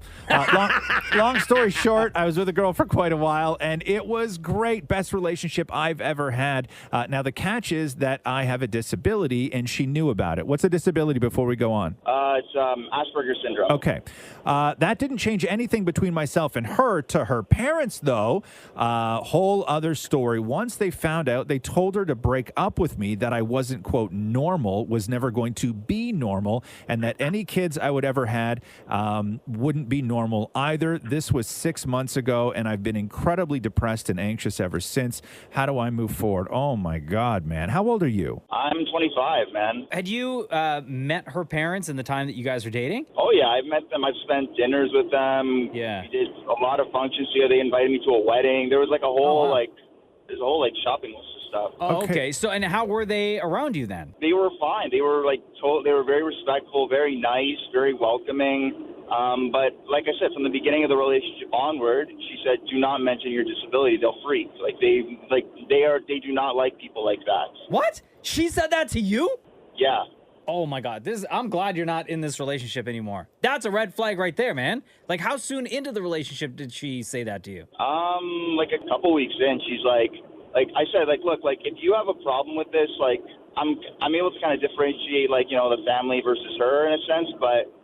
I said, look, if this is going to be a problem for you, then, we can just end this right now. We can save each other the grief. She's like, no. You're actually, a really nice guy. You're a really good person. You're decent. You treat me with respect. So how do you know that she didn't just not want to not be with you anymore and just use my family said to dump you as an excuse? Well, this is where it gets a little bit interesting. So, I told when it first happened, I was at work, and I was basically crying in the middle of a class. I'm a school teacher, so I'm like, this is a great way to set the precedent. Yeah. So my mom found out, and she reached out to her, and she said, look, be honest with me. Is it because you just don't like the girl, like him anymore? Because then I don't want to fill him with any kind of ideas and any kind of hope. And she's like, no, that's not the reason why. It's my parents told me, and we never got a clear reason initially until about a few weeks after the fact, and she told me, I need to tell you why this happened. And then what came out later was, not this was why it happened, this whole disability thing, but also don't tell him why, or we're going to look like bad people. That's what her parents told her. They're like, you can't tell them the truth. Okay, so Nicholas, I know this is incredible. It's anxiety-inducing, it's heartbreaking, it is all of those things. But I think that the thing that you need to do right now, Nicholas, is take a deep breath, and you need to appreciate that this went down the way it went down, and that you are not somehow getting in deeper with this girl and this family, knowing that that's how they feel, but only without knowing it. And that's like mad disrespectful that she, right off the bat, like a month in, you said, would say to you, don't say anything to my parents about your disability. I never actually thought of it that way. That's Bro. that's a whole. Like, come on. You do not need people in your life who at any point look at you and say, hide it. Can I ask, is this going to be a little nugget of advice in your book? I know it's like written and everything, but like we've already pre-ordered it in my house. Oh, that's amazing. Before I thought, I'm like, oh, he's going to say, oh, if you read my book, like... Oh, God, I'm not going to be that good. What am I, Fraser Crane? And to continue on with this story, you're going to have to... No, you jackass. For more advice. Pre-order my book right now, rosweston.com. Release date is September 27th. No, man. Listen, you dodged the bullet, and you don't need anyone in your life that tells you to hide it. That's just that is so rude and unacceptable on so many levels, and you deserve to be your authentic person that you are. Like that's the bare minimum. You know what I mean? And these people are rare. I will say this is not everyone. Okay, to have this family ask somebody like you to hide it, or to have this girl be like, my parents, don't tell them, they'll freak out. Bro, you turn around, you walk out the door. And I know you think this girl's great, right? This girl is exactly like her parents. Otherwise, she would not have told you to hide it. Yeah. She would have gone to battle for you. That's true. She's Nicholas, not one of you. You need people in your life who are going to uplift you, who are going to support you, who are going to love you, who are going to be kind and be nice. And those are all the things that you didn't have in that relationship authentically from the girl or her family, her parents. Okay. I will say this, though, like seeing like how upset my family was about this. Like, I know you guys both have kids. Like, I don't know your kids at all. I barely know you guys, but you're both very nice and kind, as you just said. I hope your kids never go through or know someone who ever goes through something like I did. I know that's like very much wishful thinking, but no one deserves to go through that kind of stuff ever. Also, Nicholas, Mocha just gave you like a long list of things, like 6 things that you deserve in life. Realistically, go for like 2. Oh my God. Okay, you're not gonna. Nobody gets all 6. maybe 3. Maybe go 50% of that list, and I think that you're gonna have a wonderful life. Yeah, you feel a little bit better, Nicholas, after our convo? Honestly, like, I haven't laughed this much at this time of the morning, and God, I don't even know. Nicholas, listen, we appreciate you. And if you ever, promise us this. If you ever feel like you are in a place where you have had to sort of hide who you are or not let things show, or maybe you don't want people to fuss over you or whatever it is, where you have a day where you just feel like you can't be you, you call us or you text us. We'll call you back and you come on the show. You can be you. Wow, that's incredible. Thank you. That is really, really nice of you to say. I'm a little choked up right now. I usually have something more to add to this, but no, I'm gonna shut my mouth. Okay. Buddy, we love you, man. Thank you, guys. I can't say. I don't know if I can say I love you too, but like, right. Of course you can. I love you too. I love you too. Of course you can, brother. All right, man. You take care, bro. Take care. You guys have a great rest of your day and stay safe. Roz and Mocha's Fix My Life on Kiss. Deepa, when you got married back in September, can you remember how many people were at your wedding? 80 at the wedding and 250 at the reception. At my wedding, we had 99. That was including Jenna and I. Dammit Maury and Dammit Matthew, at their wedding, it was just 2 of them. That's right, just the 2 of us. I know that. Funny. That's why I said it. Yeah, no, I just wanted to hammer that home. Yeah, just the 2 of you. Nobody unexpected show. Nobody else. No. Well, and the officiant. Yeah, and the officiant. Yeah. So 3 of you. 3. Did you guys see the story of this couple in California who got married and the entire thing? So the wedding dress, the groom's suit, the actual ceremony, the reception, all of it cost them $500. That's smart. Did you guys see this? How? Yep. No. So they did 50. That can happen, though. Yeah. You can do a wedding for that. They did an interview, and here, Kiara, the wife in this situation. We didn't set a budget, but we knew that we wanted to be as frugal as possible. So however we could cut costs, like that was the goal. So they found this spot. They're in LA, and they found this spot on like off the highway on the top of a mountain, right? Yeah. And people go and they do like beautiful photography and videography, and there's just a beautiful scenery of the mountains, right? Yep.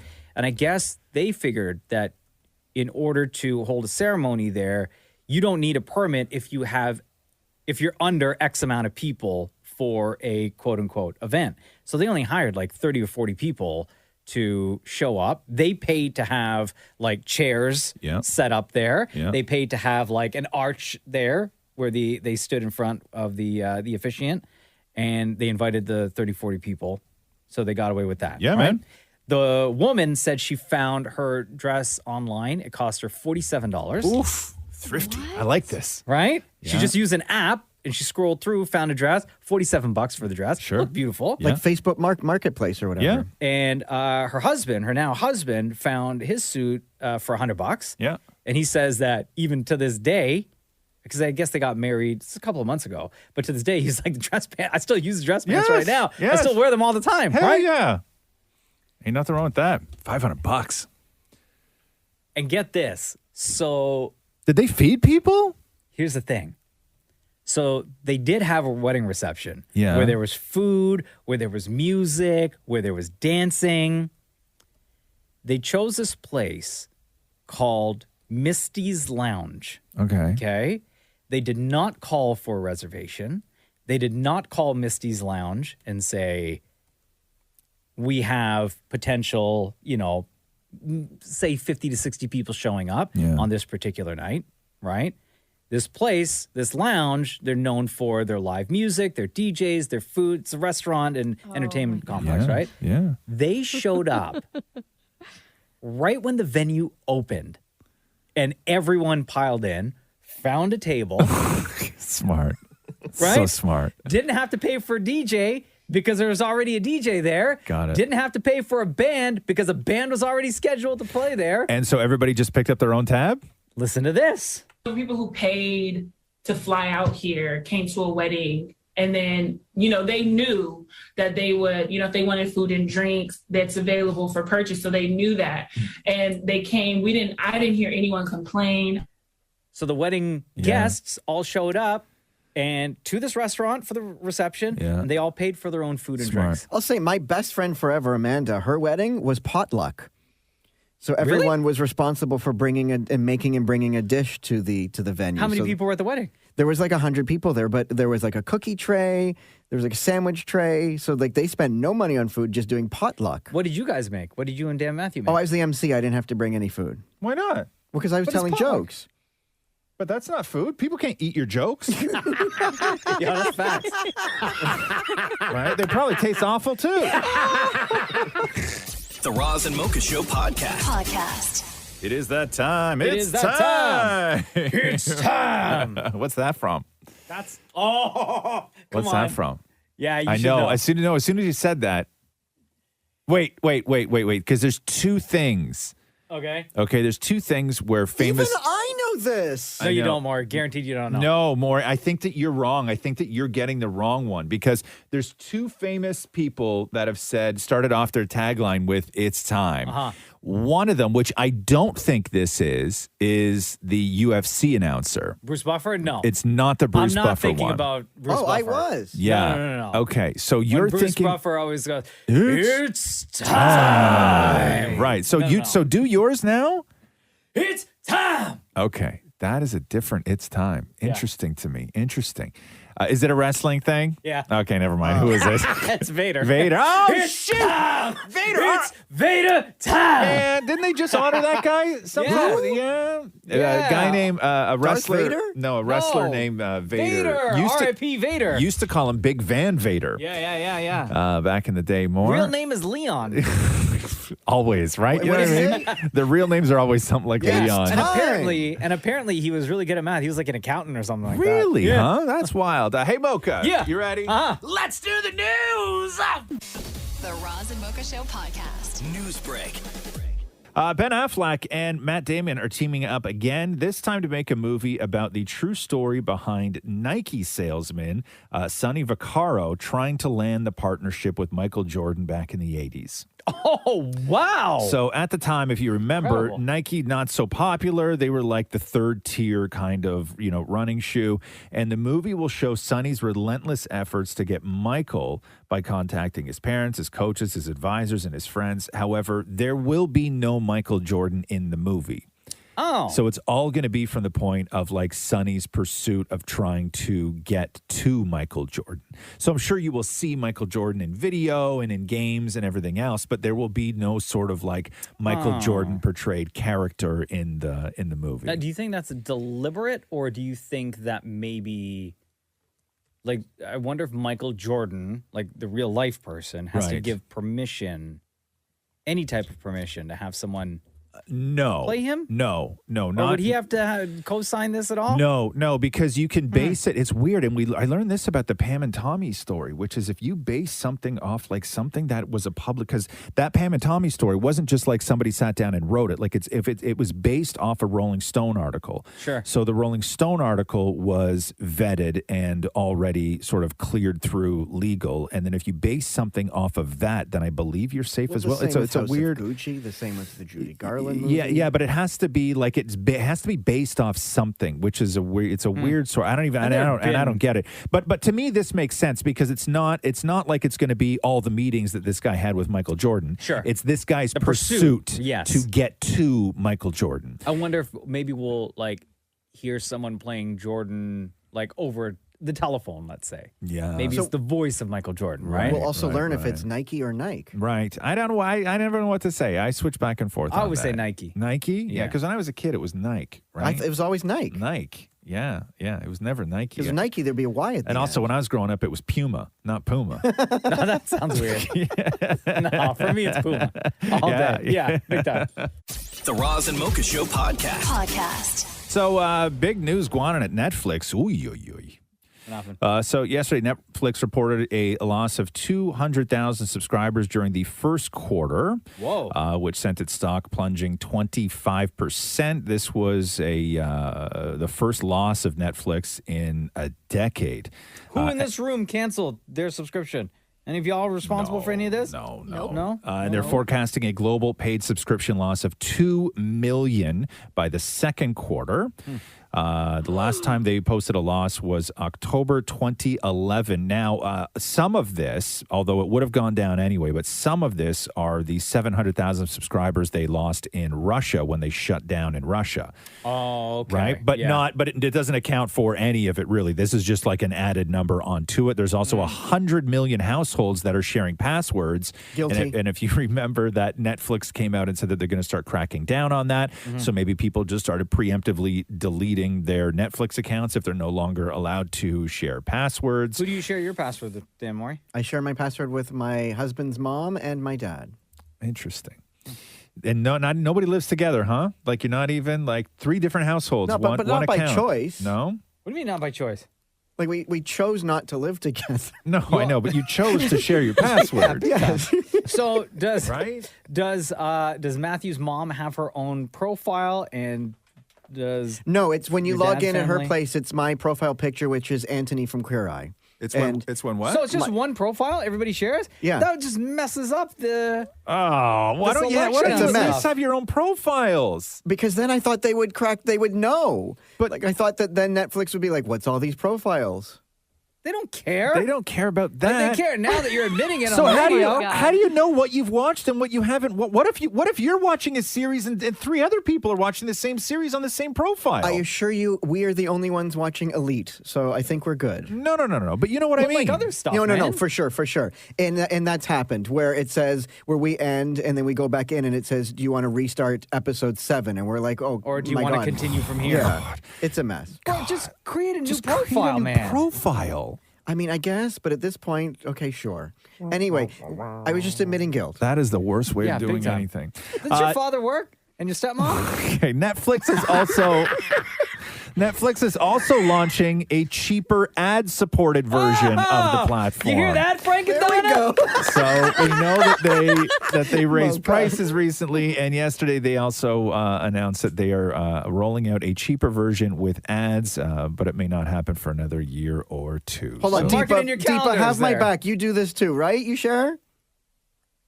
I do. Oh, Deepa. How many people you share with? I actually use Thalal's Big Brothers. Oh, so you go.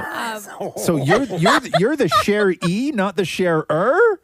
Yeah, I'm the share E, which I think is a little bit worse than Maury's situation. So I'm guilty of that. So do you guys I have was your trying to own keep profile? Quiet. I'm just going to back away we have our now. own I profile. feel good now. Yeah. So you set up on your brother-in-law's account like your own profile. Yep. Okay. Good for you. Exactly, That's how you do it. That's how you get around the system. Deepa's blushing. Yeah, why is Shem mad? Shem ain't snitching though. No, Don't ask me. Yeah, don't ask. What you talking about? Don't ask Shem. Don't ask Shem's gonna run right out of that room. You guys. Oh my Wow, that was a great God. confessional. Yeah, that's great. That's awesome. Proud of all of you. Maury's going to have an interesting conversation later today with our Netflix contact. Yeah, exactly. What up, Lindsay? So they don't care. Come on now. Oh God, Maury, please don't pass away right now. He's like choking. I know. No, Deepa, that's how I laugh. The Roz and Mocha Show podcast. Drew Barrymore getting together with Dee Wallace. Dee Wallace would play Drew Barrymore's mom on E.T. And this is ahead of the 40th anniversary of E.T. And Drew Barrymore's real young. They shot this movie in 1982. And they start talking about how when Drew was real little, that she really bonded with E.T., like the puppet on set, like really bonded with E.T. To the point of where it was like a real relationship that Spielberg had to like sort of come in and help foster. Listen to this amazingly beautiful story. From what I remember, E.T. Was kept alive on set at all times. I mean, I would go have lunch with E.T. a lot. I saw the wires. I knew the deal. I wasn't Do not believe that for a moment. But No, Drew Barrymore. We found you one day, and they would put E.T. in a corner when he wasn't working. And we found Drew, and she's over there just talking to him. And from that time on, Stephen had two guys on E.T. at all times, so that any time you went over to talk to him, his eyes could work and his head could go up and down, and he could respond to you. I got to tell you this story. Do you remember filming E.T.'s death scene? Oh, God, yes. And I said, okay, Drew, now we're going to go shoot the scene where E.T.'s dying. But you know he's not really dying, sweetheart. He's acting just like we are, okay? And you looked at me and you said, I know, Dee. Do you think I'm stupid? So I picked you up. We walked into the set. You took one look at E.T. and went, he's dying! Oh, no. Yo, that's super sweet. That's real cool. nice. I love that. The Roz and Mocha Show podcast. So more fallout from the Academy Awards, but this has nothing to do with the Will Smith slap. This was that really beautiful moment that happened afterwards that a lot of people were upset that people missed. It was one of those moments that everybody was like, man, that was such a shame that got overshadowed by the Will Smith It was slap. at the very end of the show. Yeah, and that's when Liza Minnelli came out on stage in the wheelchair with Lady Gaga. Didn't even know that happened. Exactly. Who did? And it was a sweet moment with Gaga and Liza Minnelli. So here, let's relive that right now. Please welcome Oscar winners Lady Gaga and Liza Minnelli. You see that? Yeah. The public, they love you. Oh, yes, but now what am I don't understand. Throughout the night, we've seen highlights of the 10 best nominated for Best Picture awards. Now we're going to show you something else, and then we're going to tell you who it is. Are right now. Oh, good. So that was also the moment where Gaga at one point said, I got you, right? And that was like everybody like, oh my God, I got you. That was like such a sweet moment. However, for Liza Minnelli, apparently that was the farthest thing from a sweet moment. And it was a humiliating disaster for Liza Minnelli. Really? And her good friend, Michael Feinstein, was on the Jess Cagle show on Sirius XM.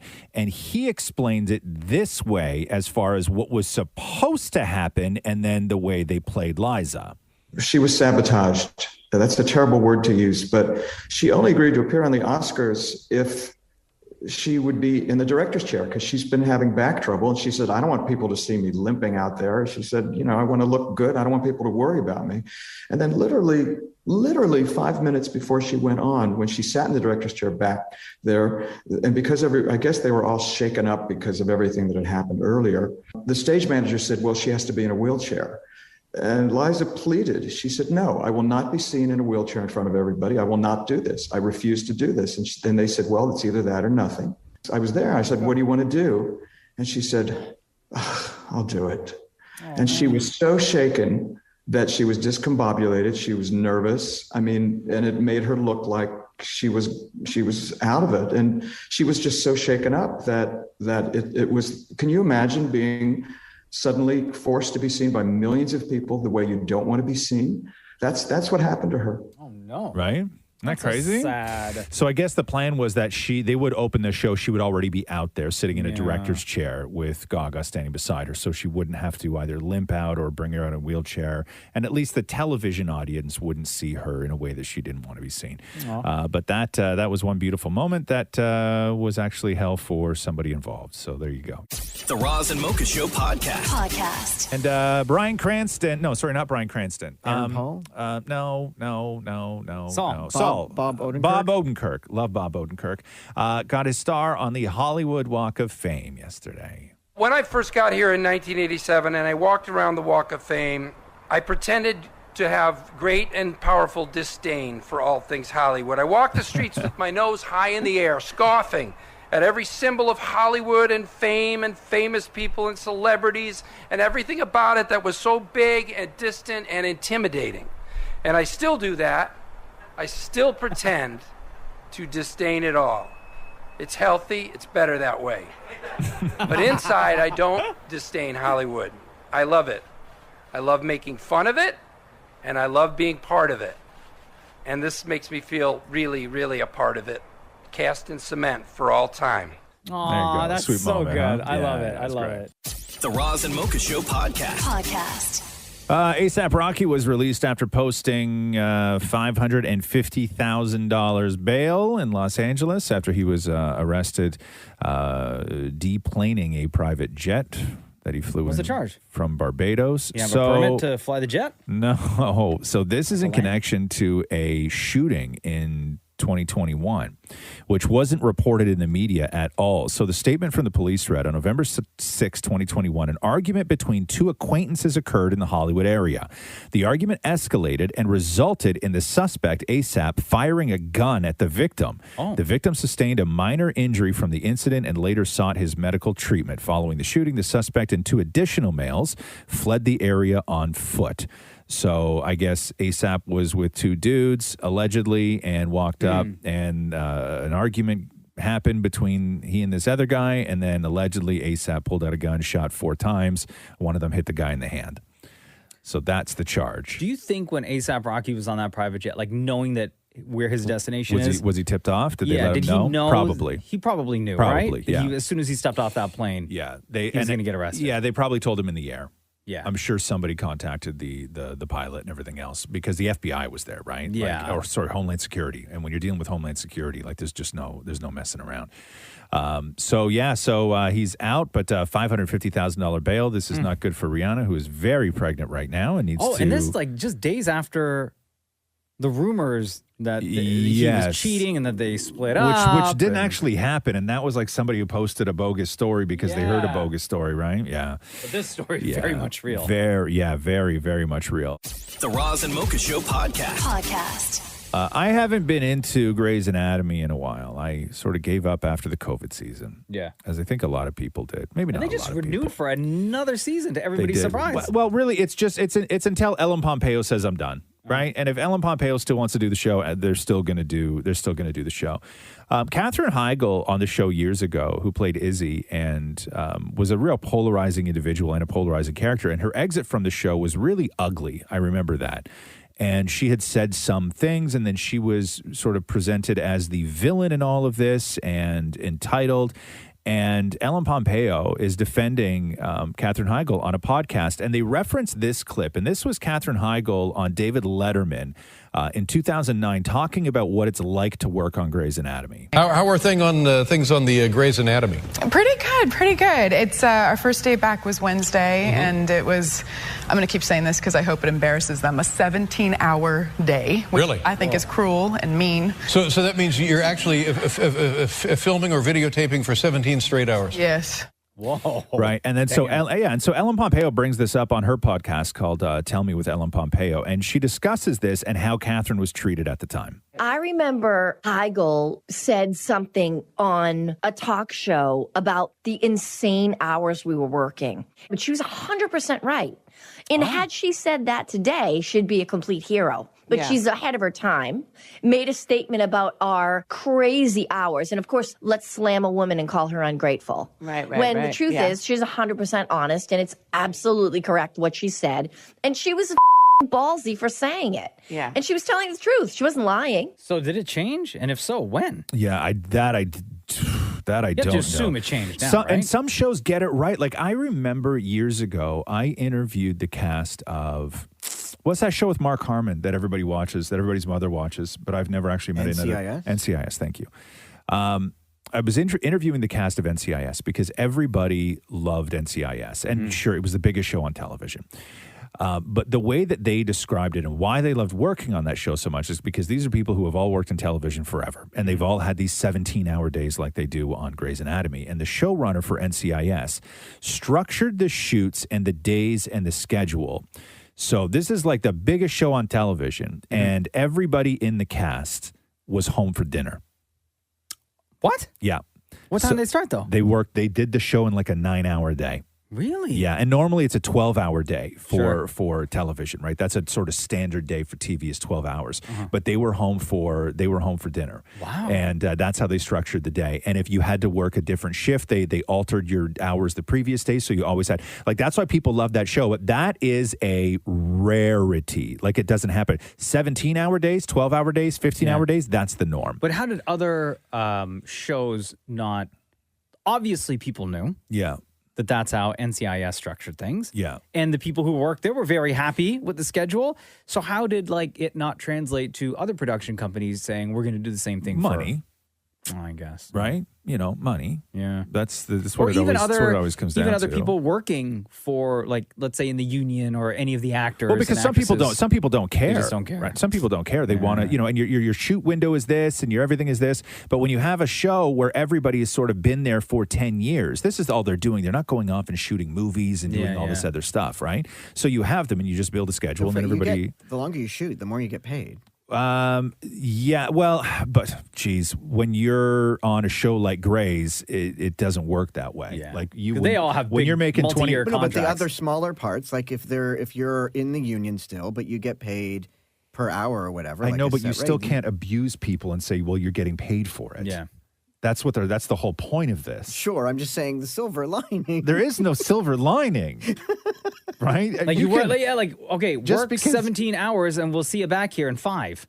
Sure, I'm just saying, but they'll get paid so much. Come on, look at Mark. It's like all the, even This after is all dollar this, signs, yeah. even after all this, yeah. But the overtime, guys. Also, that food truck. They have to restock after 12 hours. The Roz and Mocha Show podcast. So this Piers Morgan interview that he did with Donald Trump, oh my God. What a disaster. Is it Yeah, new? so it's new. So it's airing, I think, in a couple of days because Piers Morgan's got a new show. I think it's called Uncensored with Piers Morgan. And he got this interview with Donald Trump because we know that Piers and Donald have been friends in the past. Piers did Celebrity Apprentice. He won Celebrity Apprentice. But he was pretty hard on him during the January 6th stuff and then all the stolen election nonsense that was going on. So this is the interview. And they cut together this promo. And it's super difficult to hear, but you get the sense, and it's sort of everything gets to a head. And then what you're going to hear at the end is Donald Trump standing up saying, cut the cameras. And then he walks out. So listen to this. Okay, Piers, I'm ready. A former president in denial. I'll be completely straight with you to your face. I think I'm a very honest man. Much more honest than you, actually. Really? Yeah. It was a free and fair election. You lost. Only a fool would think You that. think I'm a fool? I do now, yeah. With respect. Excuse me. Okay, with respect, you haven't produced the hard evidence. Excuse me. The most explosive interview of the year. I don't think you're real. I realize I'm not like... Very dishonest. Let's finish up the interview. Morgan versus Turn Trump. the camera off. Very dishonest. Oh, wow. Okay, so Not Piers friends Morgan, anymore. right? Not friends anymore. And then so what happens is that the Donald Trump team, first of all, they called the interview long and tedious. So that it was supposed to be 20 minutes, and they went over by an hour. Trump said the interview was actually strong on election fraud and then called Piers Morgan a fool. But they released an audio clip to NBC News, and NBC has a sort of raw audio of how the interview actually finished. This is from Trump's people. Because Trump's people, they record everything on phones or whatever, just in case something like this comes up. And then so what you're going to hear is Donald Trump's going to say, that was a great interview, and then Trump agrees. And then they say, thank you very much. I really appreciate it. And then that's when Donald Trump just says, turn the cameras off. But it ends very friendly. So listen to this. Congratulations. Thank you. Thank you very much. Thank you for what you did. Thank you very much. Appreciate it. That was a great interview. Thank you very much. I really appreciate it. Turn the camera off. Oh, Okay, right? So it wasn't like turn the cameras off because he was upset over a question or the way the conversation was going. No. And then so Piers Morgan responded to Donald Trump on Twitter and said, it was a great interview. Thanks for your time. Sorry you got so annoyed that I don't believe the 2020 election was rigged and stolen from you. But as I said, where's your proof? If you have it, show us or accept the results and move on. And then everybody was like, bro, you totally doctored this whole thing. And then Donald Trump Jr. chimed in by saying how doctored that interview was. And then Pierce responded by saying, I learned all my promo skills from you guys on Celebrity Apprentice. Nothing misleading or deceptive about it. That's fired, son. With the clap back.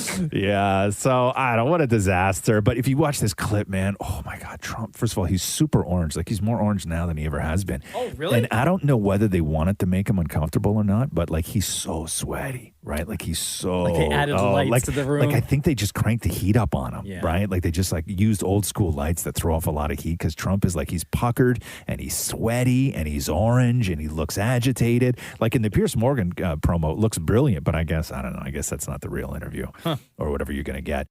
The Roz and Mocha Show podcast. I got this note from Dammit Maury. Dammit Maury wrote me something about something that went down on Jeopardy last night. And Dammit Maury said, this is the first time this has ever happened in a long time. Sorry, read that again. Maury says, this is the first time this has ever happened in a long time. Maury. Okay, come on, more. Explain, Maury. Okay, so Matea Roach, okay, from Halifax, lives in Toronto, 23. She's a tutor. Everyone loves her. She's been winning and winning and winning, okay? Yes. And so last night, Final Jeopardy, Yes. the two other contestants were in the red, so they could not make it to Final Jeopardy. Oh, so she went into Final Jeopardy alone. So our champion was the only one in Final Jeopardy. And this has never happened before? In a long time. Oh. Or this is the first time in a long time. What? And then there was one. It's a rare solo Final Jeopardy in the category On the Internet. Here's the clue. This website launched in 2015 with 3 offerings from James Patterson, Dustin Hoffman, and Serena Williams. 30 seconds. Good luck. We don't usually come to you first in Final Jeopardy, Matea, but we're going to do it today. You had $21,400. What was your response? What is Masterclass? Yes, that's correct. The online educational platform with personalized tutorials from originally those 3 famous folks. How much did you wager? Could have been anything, $5,000. For a total today of $26,400 and a 12-day total of $271,000. Yeah, congratulations. So do they have the other people stand there or do they have to exit? No, there's nobody exit? there. There's nobody there. She's standing all alone. So she wouldn't have had to even wager anything. That's what I was thinking. She didn't have to. No. She knew going in that there was nobody else there. She should have just put 0, but she won anyway. But yeah, you just sort of build your bank at that point. And this, according to David Morey, This is the first time this has ever happened in a long time. Congratulations. The Roz and Mocha Show podcast. I don't think if you're a professional actor, you should be allowed to testify in any sort of trial because it's impossible to look at Johnny Depp's testimony, and Amber Heard hasn't even taken a stage yet, and not see it as like performance because that's just the way that you're used to Johnny Depp being, right? And he's like a slow talker. But yesterday, they finally, after a full day and a half of sort of like going through his childhood and how he created the Jack Sparrow character and all of this stuff, they finally get to the incidents where he claims that Amber Heard has a, quote, need for violence. So this is Johnny Depp testifying. Miss Heard, in her frustration and in her rage and her anger, she would strike out. It could begin with a slap. It could begin with a shove. It could begin with, throwing a TV remote at my head. And these day-to-day arguments were simply unnecessary. It was not to help the relationship. It did not help the relationship. It wasn't meant to help the relationship. It was meant to feed her need for conflict. She has a need for conflict. She has a need for violence. Then they went through all the story of how Johnny claims that she threw a 2-liter bottle of vodka at him, and then it cut the end of his finger off, and then she allegedly took his cigarette and put it out on his cheek, and all of this stuff. But then we got to one thing that was up to this point like rumor, which was the poop in the bed, and the story went that Johnny Depp's security guard found poop in the bed on Amber Heard's side of the bed after a fight, and then she had left and went to Coachella with her friends, and then when confronted about it, she blamed the dog. So here's Johnny Depp. She brought up the situation of the fecal matter on the bed. It was so outside. It was so bizarre and so grotesque that I could only laugh. And she tried to blame it on the dogs. They're teacup Yorkies. They weigh about 4 pounds each. I lived with those dogs for many years. It was clear that did not come from a dog. So that is why, even right now, trending, #MePoo. Mm-hmm. And Amber Turd. Yes, that's why. Amber Turd. That's why Amber Turd is trending. Yes. And again, they both claim to be victims of domestic violence. Yeah. And so this is a very serious matter. But when you sit and you try and like watch Johnny Depp's testimony, it is so performative that I don't know what is sort of storytelling and what is the genuine? actual story. Yeah. Like it's weird to watch somebody who is that good of an actor try and come across as genuine because he's still performing. Like even the way he moves his body, and somebody sneezed in the courtroom and he said "bless you" in the middle of a sentence. He quoted himself from an interview that he had done years ago. Like it's so performative that it's difficult to sort of feel anything towards anyone because you just don't, none of it seems real. Yeah. What we heard just now, it really does sound like a scene out of a movie. It does. Yeah, yeah. And I'm not saying that listen, the whole relationship is tragic between the two of them. Yeah. But watching somebody who you only know as one of the world's greatest actors try and portray honesty, and because Johnny Depp, it's not like he's done a ton of press over the years. Like you don't know Johnny Depp when he's not acting. Mm-hmm. Like you don't have a lot of references for Johnny Depp just sitting around talking. Yeah. So you only see character when you see Johnny Depp. The Roz and Mocha Show podcast. Over on The Masked Singer, you remember when the controversy hit Masked Singer, when that story came out that they unveiled, somebody from inside the production leaked that they unveiled one of the characters and it was Rudy Giuliani. And then, somebody walked out. And right? then, the original story was that Ken Jeong walked out, Yeah. as well as Robin Thicke. That was the original story that the two of them walked out. Mm-hmm. But when you watched it last night, when Giuliani was unveiled, Jenny McCarthy was very happy to see Rudy Giuliani. Really? Like, oh my God, very happy to see. I don't know. But here's how it all played out. In the box, ladies and gentlemen, put your hands together for Rudy Giuliani. All right. I broke 1,000 hearts before I met you. I'm done. I break 1,000 more. That was Ken Jeong leaving. It sounded right? like he said, "I'm done." Yeah, that He was walked out. and that was so that was Ken. That was Ken leaving. The Roz and Mocha Show podcast. Kiefer Sutherland doing an interview. A lot of Kiefer Sutherland news this week. So earlier in the week, he said that he would love to do Jack Bauer again and do another season of 24 if the story was right. I'm here for it.